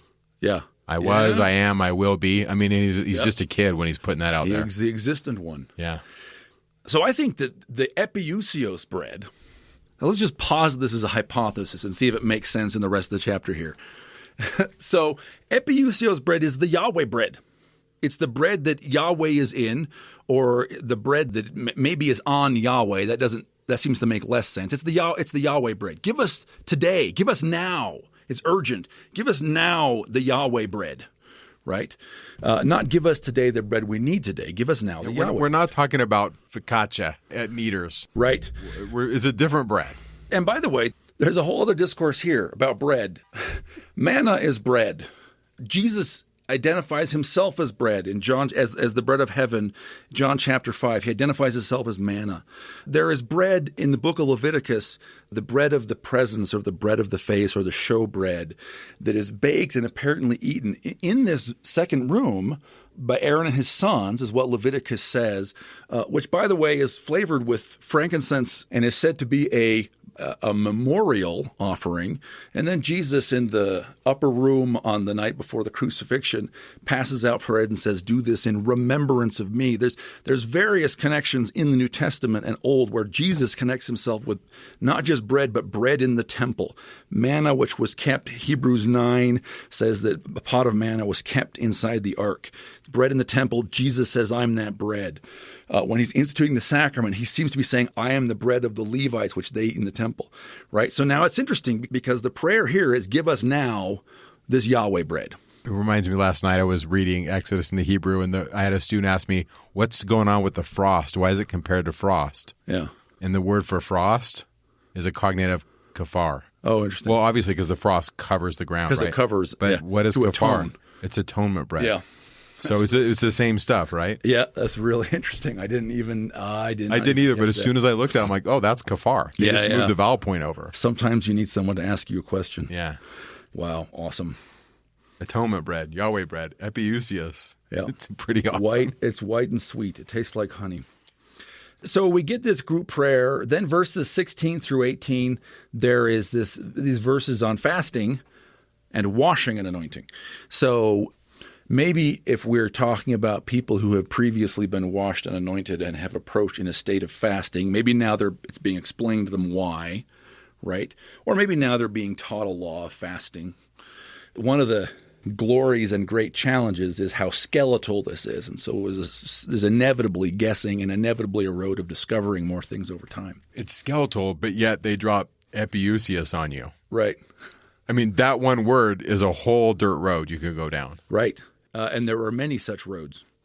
We get, I think, what is the last commandment, the last straight up, covenant here, which is you got to be wholehearted. Okay. Hey, it's either your earthly treasures. We're verse 19 through 24, right? It's either the earthly treasures or it's heavenly treasures. It's either God or it's mammon. There's a reminder of why you're doing this because it's the eye and light, saying, listen, you have to become one of the shining ones, to become one of the gods, living in the city of the gods in the presence of the tree of life. You have to choose that. You do not get to choose other things. Now, by the way, the treasure it's God. It's living the way He lives. That is the treasure that we want. Yeah. Ritually speaking, it's His presence, right? Yeah. And I think it's also provocative that basically they're heading for a space physically which has a big treasure box in it. Which is the ark. Which, according to Hebrews, contained the Yahweh bread inside it. We're back to that. Yeah. So I think that's the end of sort of the straight moral teachings. Now we get actions. Therefore, I say unto you, take no thought for your life, what ye shall eat or what ye shall drink, nor yet for your body, what ye shall put on. Is not life more than meat, and the body more in the body than raiment? Behold, the fowls of the air, for they sow not, neither do they reap, nor gather into barns, yet your heavenly Father feedeth them. Are ye not much better than they? Which of you can, by taking thought, can add 1 cubit to his stature? And why take you thought for raiment? Consider the lilies of the field, how they grow. They toil not, neither do they spin. And yet I say unto you that even Solomon in all his glory was not arrayed like one of these. Wherefore, if God so clothe the grass of the field, which today is and tomorrow is cast into the oven, shall he not much more clothe you, O ye of little faith? Therefore take no thought, saying, what shall ye eat, or what shall we drink, or wherewithal shall we be clothed? For after all these things do the Gentiles seek, for your heavenly Father knoweth that ye have need of these things. So now, I think these are actions, and I think there's some provocative stuff here. So the actions are that you eat and drink, and you are clothed. And who gives you food and drink and raiment is God. So back to your Orthodox priest behind the veil who calls out, are you ready? And when the celebrants are ready, he, in the role of God, represents God, comes out and delivers the feast. Now, by the way, I think the imagery of the birds of the air is not a coincidence. I think that this is one of the reminders that the Elijah priest is the priest of this room who's getting you ready. Elijah is the one who's fed by the birds of the air. God explicitly provides food and drink. God explicitly provides raiment. Now, I said that when you leave room chapter 5, the first room, you're given a title, and I think it's Shalem. One of the reasons I think that is because what happens now is the Shalem priest, the Shalem king, shows up, and that is the same person as the Lord. He's the person who comes down into this land among the Shalems, and he has the feast with you, with the peaceable ones. Now, what am I talking about? What is this, the Shalem priest? Well, Melchizedek is a mysterious figure. He's one of these guys who shows up just a very small amount in the Bible, like especially the Old Testament. Genesis 14 is where I'm looking. Yeah. And then he's like a giant outside the Bible, and there are whole books about him. There's a Melchizedek scroll in the Dead Sea Scrolls and other books of Melchizedek. It's almost like he got written out. It's almost like there was something so important about this guy we couldn't have him there, that he represented the thing that we, the editors, disliked. So, Genesis 14, I want to say verses 18 to 20. So this is Abraham. He's been battling the 5 kings, right? Isn't that what happens in the first part of the chapter? Yeah, and then he wins, and he comes back and talks to the king of Sodom, and then finally that interview's over with, and then Melchizedek shows up and brings him the bread and wine. Melchizedek brings him the bread and wine. Melchizedek, king of Salem, brought forth bread and wine, and he was the priest of the Most High God. And he blessed him and said, blessed be Abraham of the Most High God, etc. Now, Melchizedek, king of Salem. You look in the Bible dictionaries, and they'll say different things about what Salem is. Oh, it's an old name for Jerusalem. They're guesses. Because they're guessing who Melchizedek is, too. Regardless of the rightness of those guesses, because of the way Hebrew is written, this is readable in a different way. Without changing any dots, without changing any punctuation, as it's punctuated, in Hebrew, it can straight up read, and Melchizedek, the Shalem king. So Melchizedek, the peaceable king. Melchizedek, and by the way, a war just ended, so that makes some sense. Melchizedek, a peaceable king. Melchizedek, a perfect king, brought forth a feast of bread and wine for Abraham.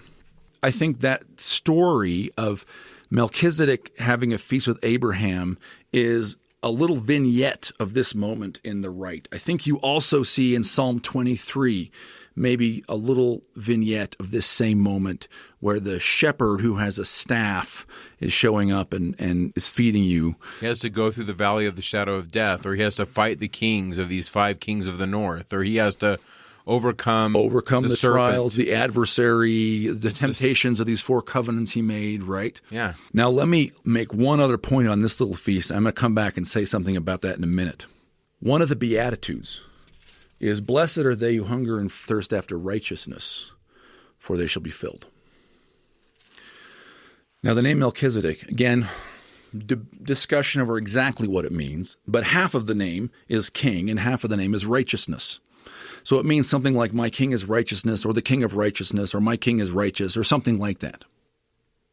I believe that this is the fulfillment in the ordinance of the promise of that beatitude. You hunger and thirst after righteousness, which is Melchizedek, and you are now filled because Melchizedek comes down and gives you a feast of his own flesh and blood, because Melchizedek, my king of righteousness, is the Lord.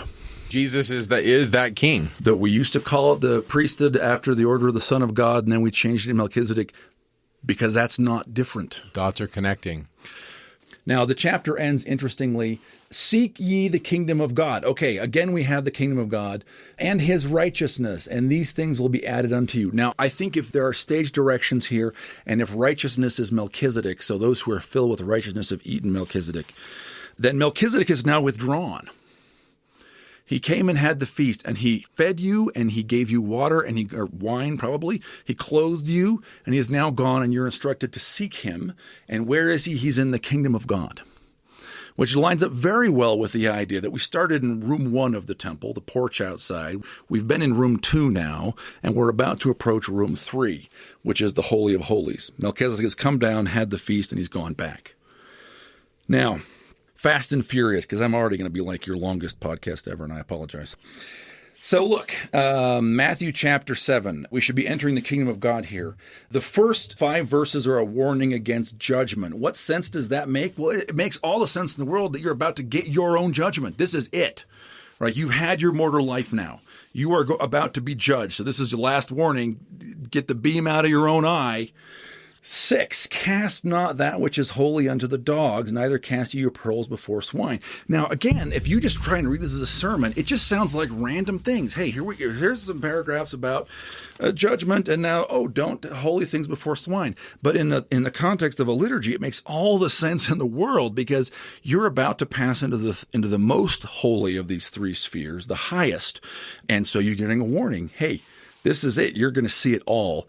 Do not tell people who you're not authorized to tell. Verses 7 through, 12 probably. A couple things. You are approaching and you're asking for a gift. What man is there of you whom if his son ask for bread will give him a stone, or if he ask for a fish will give him a serpent? Now, by the way, a couple things. 1, you are approaching and asking and saying, hey, I am one of God's children. Will you please give me a gift? There's a longer word we use for gift, usually only in trusts and estates context in the law, and that's endowment. You're approaching your father and you're asking for an endowment. Now, I will tell you these 2 verses, they remain tantalizingly partly revealed to me, okay? I don't mean revealed capital R. What man is there of you whom if his son asks bread will give him a stone, or if he asks a fish will he give him a serpent? This is so curious, because there is a stone behind the veil. God is about to give you a stone. And until the days of Hezekiah, there was a serpent, the Nahash, behind the veil also. So it's very, very provocative. They're definitely messianic symbols. And the Nahash, the Nehushtan, right? The Nahash, the serpent is explicitly a symbol of Christ in the book of Helaman. So, all right, you're approaching, you're one of God's children, you want a gift. But of course, what it starts out with is, ask and it shall be given unto you, seek and ye shall find, knock and it shall be open unto you. Ask, seek, and knock is a triple petition. You're knocking on a door and it shall be opened unto you. And who do you expect to be on their side? Is your father, right? That's who you're who we're talking about. That's whose house, the kingdom of God, whose door you're knocking at. Verse 13, enter in at the straight gate. That's another code word, right? Book of Mormon users are going to use this. Absolutely. And this is what I was saying about 1 Nephi 8 earlier, is 1 Nephi 8 implies a 3-part space, and there is a straight and narrow path that goes into the 3rd part, the presence where the tree is located. So here we've got a triple petition, ask, seek, and knock, to enter into a straight, i.e. a narrow gate. He says, hey, the wide gate goes to destruction, but straight is the gate and narrow is the way which leadeth unto life. There's like a whole bunch to say here about that. The tree of life, Genesis, Eve. God creates Eve. I think this is Genesis, end of Genesis 4 maybe, and says to Adam, oh, what will you call her? And Adam says in Hebrew, I will call her Chava, for she is the mother of every chai. And it's a pun. And biblical Hebrew is larded with puns. Puns are potent. They show us the spiritual truth. Names matter. She is Chava. She is the mother of every chai, of all the living ones. The Septuagint, the old Greek translation, the oldest parts of which probably date back to 300 BC or so. In this chapter, the translators felt the pun was so important that to retain it, they change Eve's name.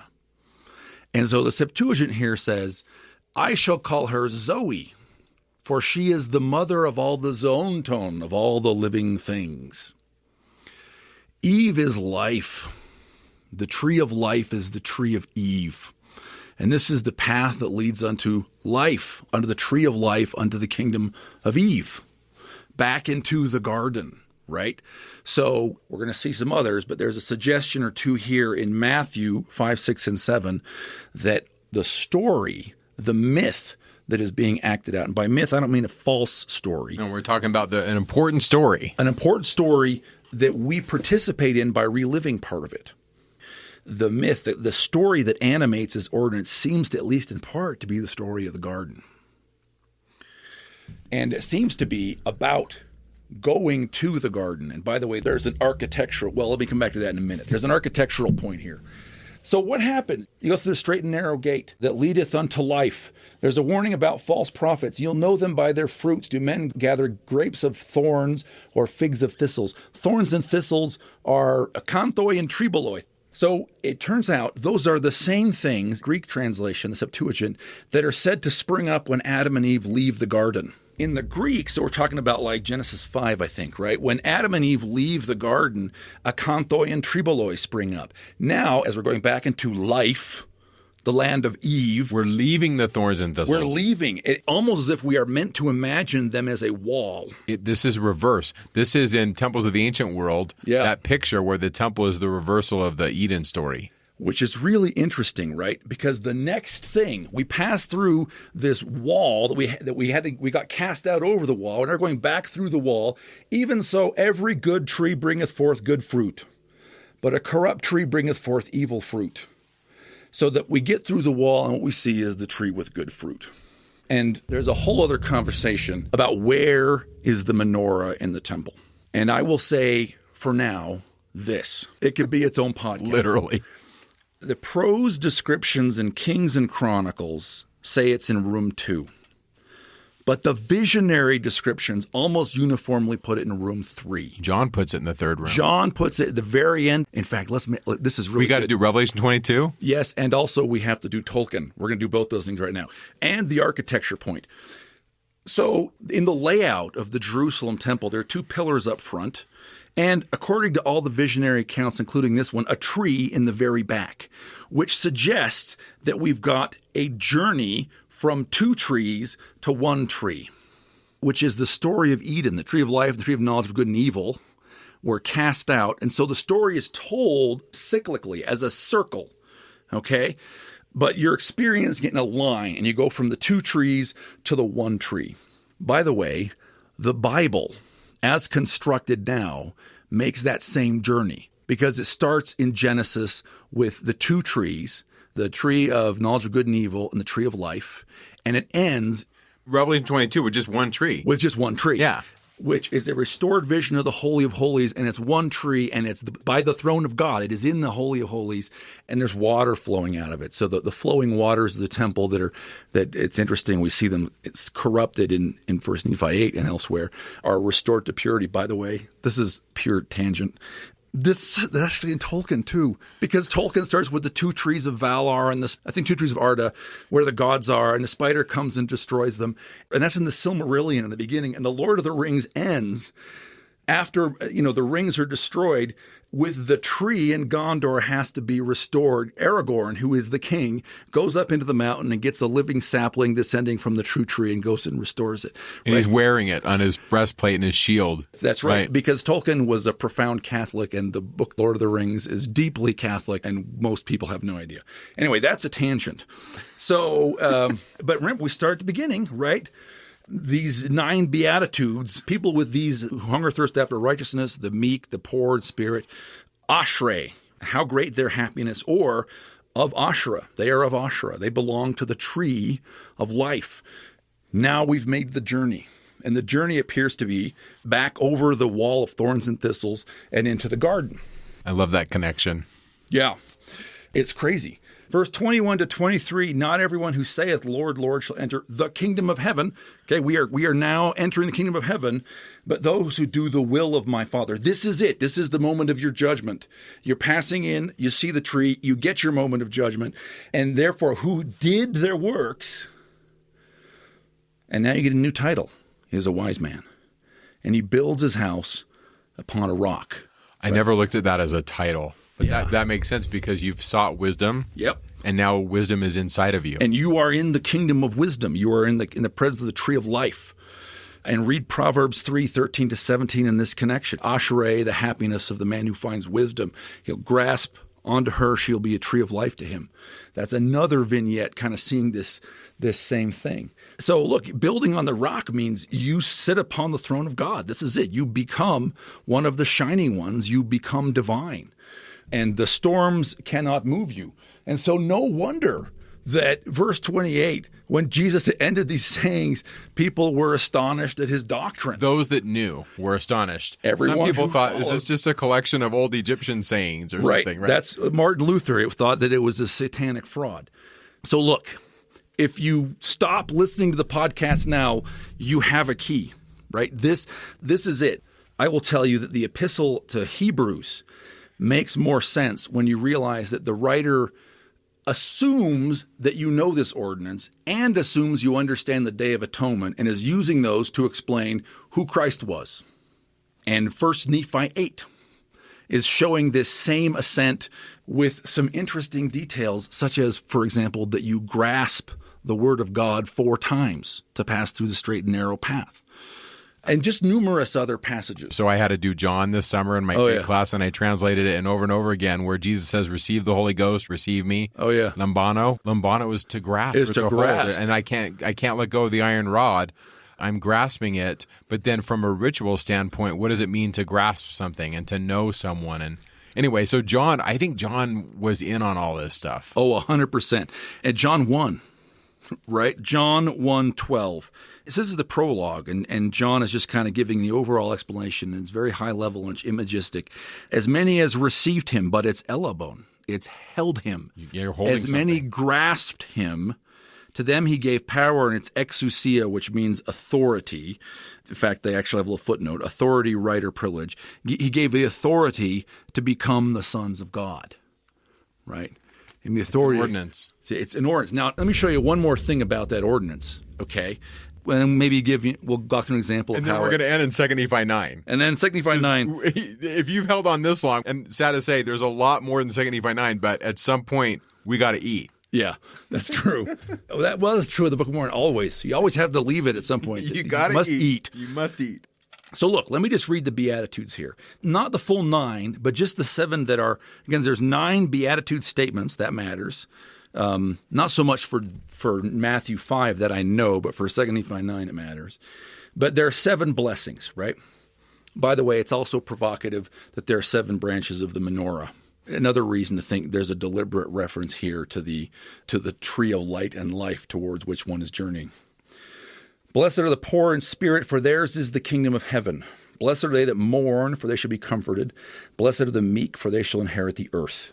Blessed are they which do hunger and thirst after righteousness, for they shall be filled. Blessed are the merciful, they shall obtain mercy. Blessed are the pure in heart, for they shall see God. Blessed are the peacemakers, for they shall be called the children of God. Blessed are they which are persecuted for righteousness' sake, for theirs is the kingdom of heaven. That's the same. Verse 3 and verse 9 are the same. So we got seven blessings. See God, inherit the earth, being filled with righteousness, being comforted, being called the children of God, obtaining mercy, and receiving the kingdom. Right? Those are the blessings. So it is striking that those blessings, not in this order, but these blessings map out against the climax of the ordinance we've been talking about, because you see God when the curtain parts for the first time and he enters the Hekal. And maybe, by the way, this is when you receive the gift of hope, because you think, wow, if God can come down here and I can see the kingdom of God. And there's also kind of the Nicodemus Jesus dialogue here. I can see the kingdom of God. Maybe I can go into it too. You see God, you inherit the earth. God feeds you, but he also clothes you. And there is an account of someone whom God clothes in the book of Genesis, and that's Adam.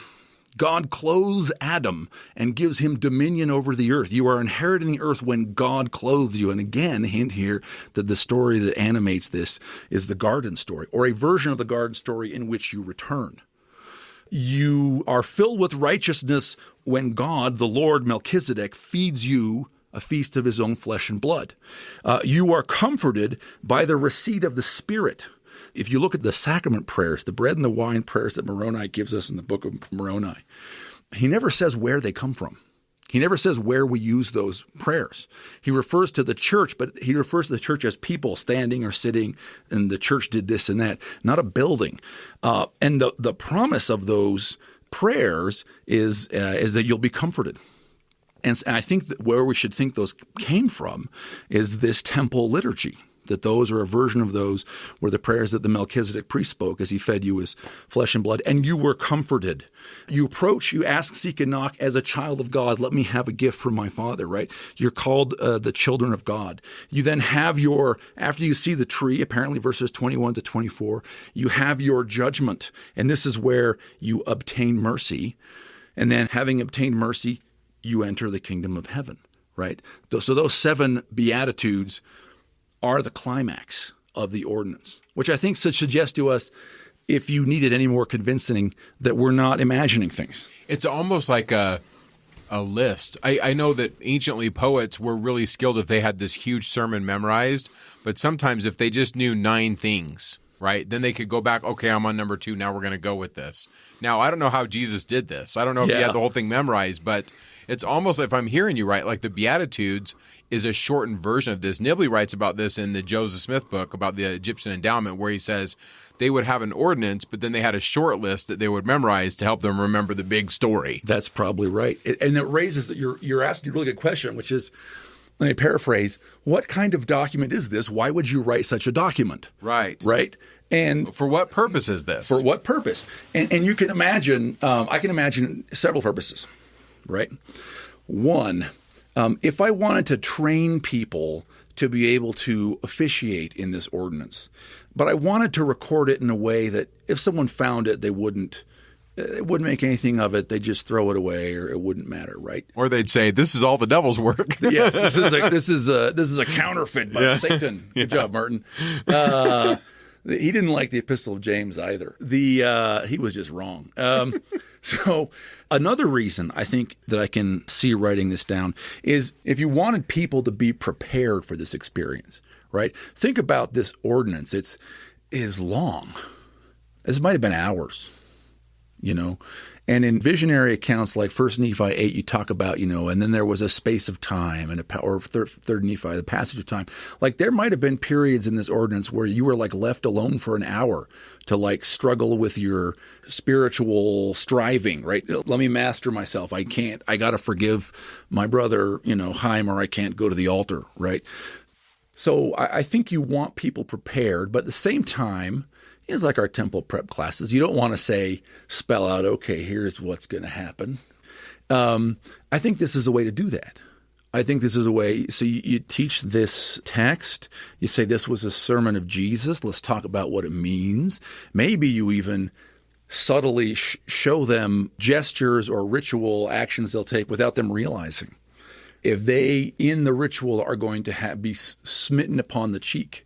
And then one reason why I think that might be a ritual gesture is the sheer number of times that happens in Scripture. And where your Book of Mormon prophets are on trial or Nephi's on trial, someone smites them on the face. you might mime that, right? You're teaching them, and they think, "What are you doing? I don't know." And then they get there and they go, "Ah." So I think an instruction manual for teachers. I think an instruction manual for prospective initiates. I think another reason you write this down, is it's a different way to bury the plates. So Moroni, he carries the record. He's alone for years. And the way he transmits it to us is he goes and he builds a stone box and he buries the plates.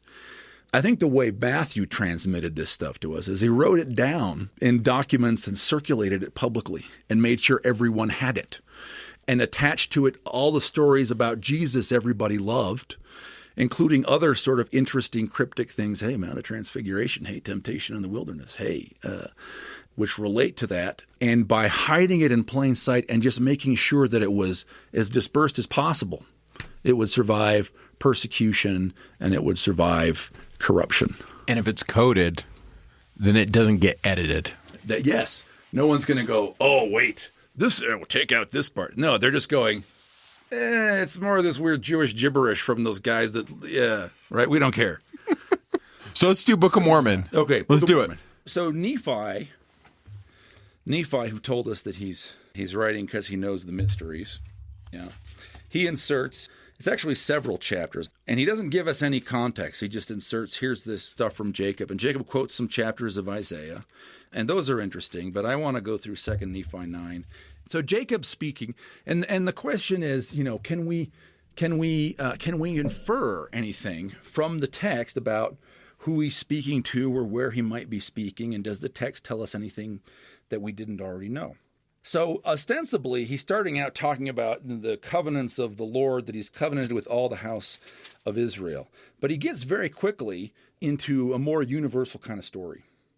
So verses 6 and 7, death has passed upon all men. There has to be a power of resurrection, and therefore there has to be an atonement. At the beginning of this speech here, the theme of the fall comes up, which starts to suggest, again, that the garden. And by the way, the whole Book of Mormon is so provocative. One thing that's provocative about it is that the Garden of Eden shows up once in the Old Testament. Maybe, again, a little bit hinted in Ezekiel, but it's not super clear. Some references in the New Testament, and the Book of Mormon can't get enough. It's all over the Book of Mormon, which is interestingly consistent with our theory that this is a book for initiates whose initiation was acted out in the garden story, right? So we get the fall, which sets up the drama here. Verse 8, the wisdom of God is praised. That's really interesting, where we think, okay, wisdom is the tree of life. Happy is the man, Ashrei is the man who grabs hold of her. Verses 8 to 9, the adversary shows up. So I'm going, this is very, very fast. Verses 13 to 14, we're talking about the plan of God, and the plan of God is perfection, which doesn't mean that we're sinless, that we've successfully lived a sinless life. It's that we gain a perfect knowledge. In fact, we gain the perfect knowledge of our guilt. That we're not covered. We need to be covered. We need to be covered with a robe of righteousness. Now, that's really interesting, because if righteousness is a stand-in, and I think it is in a lot of these texts for Melchizedek, then it's a code word. Then you're saying, oh, being covered with the robe of Melchizedek. Verse 15, hey, everyone's got to pass through the first death into life. You pass into life. We saw that in Matthew 7, passing into life. And appear before the judgment seat of the Holy One of Israel. That's exactly the scene there. We're before the throne, right? We're before the throne, and we're receiving our judgment and be judged according to the holy judgment of God. So now verse 18, and those who succeed, the righteous, the saints, inherit the kingdom of God, which was prepared for them from the foundation of the world. So again, it's inheriting the kingdom. That's exactly the story of Matthew 5, 6, and 7.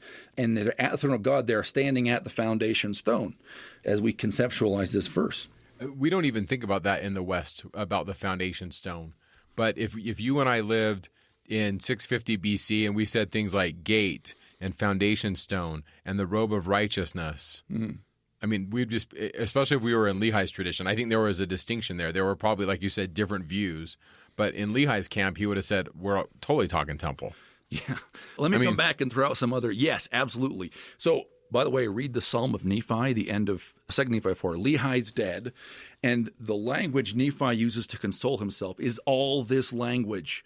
God, encircle me about in the robe of your righteousness. Keep me in the right road. I want to go build on the rock. Let me get through the gate. Don't let my enemies assail me. It's this. This is what language. we're talking about, yeah. Even, I think, more striking, 2 Nephi 2, I have it in front of me, when Lehi is exhorting his bad sons. Okay, Laman and Lemuel. And of course, they have their perspective too. We get various reminders in the Book of Mormon that there's a different side of this story that the Lamanites hand down to their children, that we was robbed. Okay, but from Nephi's point of view, the sons who did not obey, the exhortation to them in 2 Nephi 2 is liturgical. Awake, arise out of the dust. We're talking about Adam, who was created in the dust. Arise out of the dust, put on the clothing, come forth out of darkness into light, and be men, men being Adam. Again, this language, when Nephi is exhorting even his bad sons, suggests that they knew this, that one of the reasons why it's such a tragedy to have lost Laman and Lemuel is because they were initiates. They were Shalems. They were perfected, and they fell. Which is a warning for all of us. Yeah. And by the way, their hearts were set upon the riches of home. As far as we can tell, basically the problem with Laman, or, they wanted to rule, sort of the two problems we have with those guys. Yeah. Verse 28. Counsel. I mean, counsel. Just that word. Okay, so this is like a whole other conversation, and maybe we'll come back and talk about Isaiah 5 and 6 one time. But counsel, the word in Hebrew is etzah, which looks very much like the word etz, which just means tree or piece of wood, but it has an ah on the end, which makes it feminine. So etzah, counsel, looks like the tree woman, which, again, at this point, your ears should be burning when we say this stuff. So when in verse 28, he's talking about, the cunning plan of the evil one, the foolishness of men, when they're learned, they think they're wise, and they hearken not to the counsel of God. To be learned is good if they hearken unto the counsels of God. Verse 30, woe unto the rich. Why? Because treasure is their God. They violate the covenant. They worship mammon rather than worshiping God. Now, I completely understand if at this point you're saying, Dave, this kind of feels circumstantial. It's good. But okay, here's where it gets like on fire. So verse 30 to 38, Jacob starts a series of woes. Woe unto the rich. Woe unto the deaf. Woe unto the blind. Woe unto the uncircumcised. This is my favorite. Woe unto the liar, for he shall be thrust down to hell. Woe unto the murderer. Woe unto them who commit whoredoms. Woe unto those that worship idols. And in fine, woe unto all those who die in their sins. Okay, there was an article back in the sort of 90s when Farms was doing a little more kind of like focused on the Book of Mormon and ancient context kind of stuff, and less of the sorts of things it's doing now. There are two great articles on this chapter that were both just wrong. One of them said, look at this. Jacob is giving a new 10 commandments. And the article said, there aren't actually 10 here. There's just 9. That admittedly it may be a slight miss, but these are like 10 new commandments. Well, but here's the thing. There aren't 9 commandments. There are 10, but there are 9 beatitudes. And this isn't structured like a commandment. It is structured like the opposite of a beatitude. Woe unto the liar, for he shall be thrust down to hell. Woe unto the deaf, for they shall perish. So if you are a Shalem, if you are one of the wise, and Jacob is saying this to you, and you hear a recitation of 9 with this rhythm, I think what you're hearing is him weaponizing the Beatitudes. And he's saying, yes, there are blessings, but there are also curses. You shall be thrust down to hell. And he's naming, I think sins that the listening crowd probably is identifying with. To simplify it, with great power comes great responsibility. We're not just blessings. There's warnings if you're going to be entering into sacred space. 100%. And the fact that I think that what we're seeing here, it doesn't even look like commandments. It looks like negative beatitudes, which anyone could hear and be like, yes, woe unto the liar. He shall be thrust down to hell. You shouldn't lie. But if someone is used to hearing beatitudes in a sacred place and in a very positive way, promising blessings, and then hears that same rhythm turned around as a curse and a warning, I think it's infinitely more powerful for that person than for the person who does not have eyes to see and ears to hear. But we're going to get even more detailed. Verse 41, O then, my beloved brethren, come unto the Lord. The way for man is narrow, but it lieth in a straight course before him. And the keeper of the gate is the Holy One of Israel, and he employeth no servant there. So this is straight out of Matthew 7, the straight and narrow gate, and you're meeting with the Holy One of Israel. On the way. On the way. Now, verse 42, whoso knocketh, remember, ask, seek, and knock. Whoso knocketh, to him who he will open. And to the wise and the learned, and they that are rich, and are puffed up because of their learning and their wisdom, yet he despise them, and they'll cast them away. And there's irony there, right? Because we know that the blessing of entering in is to become truly wise. But he's already said, back here in verse 28, to be truly wise requires you to hearken to counsels of God. These guys don't hearken to the counsels of God, and therefore they are not truly wise, whatever you may think of them, and they'll be cast away. Verse 43, and it's not that he dislikes the idea of wise here. The things of the wise and the prudent shall be hid from there forever. He still values wisdom. He values true wisdom. True wisdom is what is still hidden from them forever. It is what remains behind the veil. Verse 45, O my beloved brethren, turn away from your sins, shake off the chains of him that would bind you fast, come unto that God who is the rock of your salvation. Verse 50, come everyone and thirsteth, come ye to the waters. Come buy wine and milk without money, without price. And this is to your point, Mike, and you were saying something very shrewd, is that in some of the accounts, including this one, the feast seems to be in the end. And I think that's what we're seeing here. Where was the rock? You just read Verse 45. It went kind of quick. Okay, yeah. So the rock of your salvation, we're eating in verse 50. Yep, it's come unto the rock.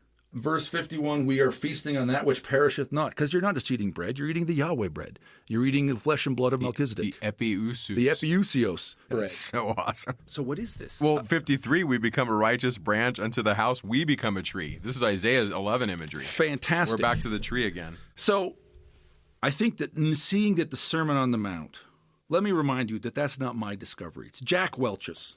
Really, like, this should be like when someone goes back and writes the history, they're going to say, man, he saw this thing, and for some reason it didn't like run like wildfire through the church because we aren't ready for it, maybe, right? Because people hear you and I say this stuff and they go, oh, I don't know, that's I think nuts. the new books are podcasts as far as this kind of stuff. It's amazing to me how many people say, oh, I just love doing this because I can listen to it and I can think about it. Yeah. Right? I'm more of a book nerd. Yeah, me too. But when I started this podcast, my wife's like, you got to do this. And I said, honey, nobody does that. And now I've come to realize, no, people don't read books as much. It's the other way around. So look, 2 Nephi 9. 1. I think it makes a lot more sense if you assume that Jacob's audience, at least some of them, have had this experience. They've come under the rock. They've passed the straight and narrow gate. They know what it means to be one of the wise. And they're being reminded that it doesn't mean having a degree, that it means hearkening to the counsels of God. They have received the blessings of the beatitudes. And so it's powerful for them when those are turned into threats against them. And they're reminded that, hey, if you want to continue to feast, you need to repent. We don't know what the context is. I think it's provocatively possible that the context is actually in the temple because Nephi doesn't tell us. It's provocatively possible that this is something like a veil sermon. I don't know when, prior to the descent of Melchizedek. Maybe Melchizedek delivers the veil sermon. Maybe you're sitting there and things are laid out for you. And maybe in this instance, part of the message was, hey, we're doing this today, but you guys really need to straighten up. Here are some ways in which we are falling short. I think there's also, we potentially learn two things about this ordinance from seeing it here in this speech. One is a reinforcement. We haven't ever seen a real clear statement. We've seen several indications that the garden story is the story at hand. And again, the fact that we start with the fall and the need for an atonement suggests that here again, the story is the garden story. It's one more sort of... It has to be there, right? Yes. I mean, we've got it, and then we end in God's presence, becoming a righteous branch. We're standing on the rock. We're back in his presence. I'm not used to using this phrase, did you call them the Shalems? Oh, yeah, the Shalems. The Shalems, the peaceable followers of Jesus. Those that are whole. Those are in Greek, the teleoi, the ones that are completed. Yep. And I think that's really what we're all after. Yep. We want to be complete. I want to just thank you for coming out. This has been quite a journey. If you are still listening, you are a champion. And the fascinating thing, we just really looked at one chapter in the Book of Mormon. Really. Right. This is not the only place this happens. You want to have a sort of provocative experience. Just look up every one of the 20 instances of the word mysteries in the Book of Mormon and just look at what those verses say. One of my favorites is Alma 12, where Alma says, if you're wicked, you forget the mysteries. And it's very poignant because these people from Ammonihah are asking questions of Alma and Amulek, and what they are puzzled about is the garden story. And that tells us that they once had the mysteries. They've forgotten. And they forgot them. And they can't figure out, well, I don't get it. Why is there an angel stopping people from going back into the garden? The whole Book of Mormon. The whole book. So may we be those people that we aren't like the people of Ammonihah. May we repent and stay on the path. That's my prayer for all of us. Thanks for listening. Talking Scripture is not an official production of The Church of Jesus Christ of Latter-day Saints. The opinions expressed in this podcast are Mike and Bryce's opinions only. We refer you to official church sources and the church website to clarify any doctrinal questions.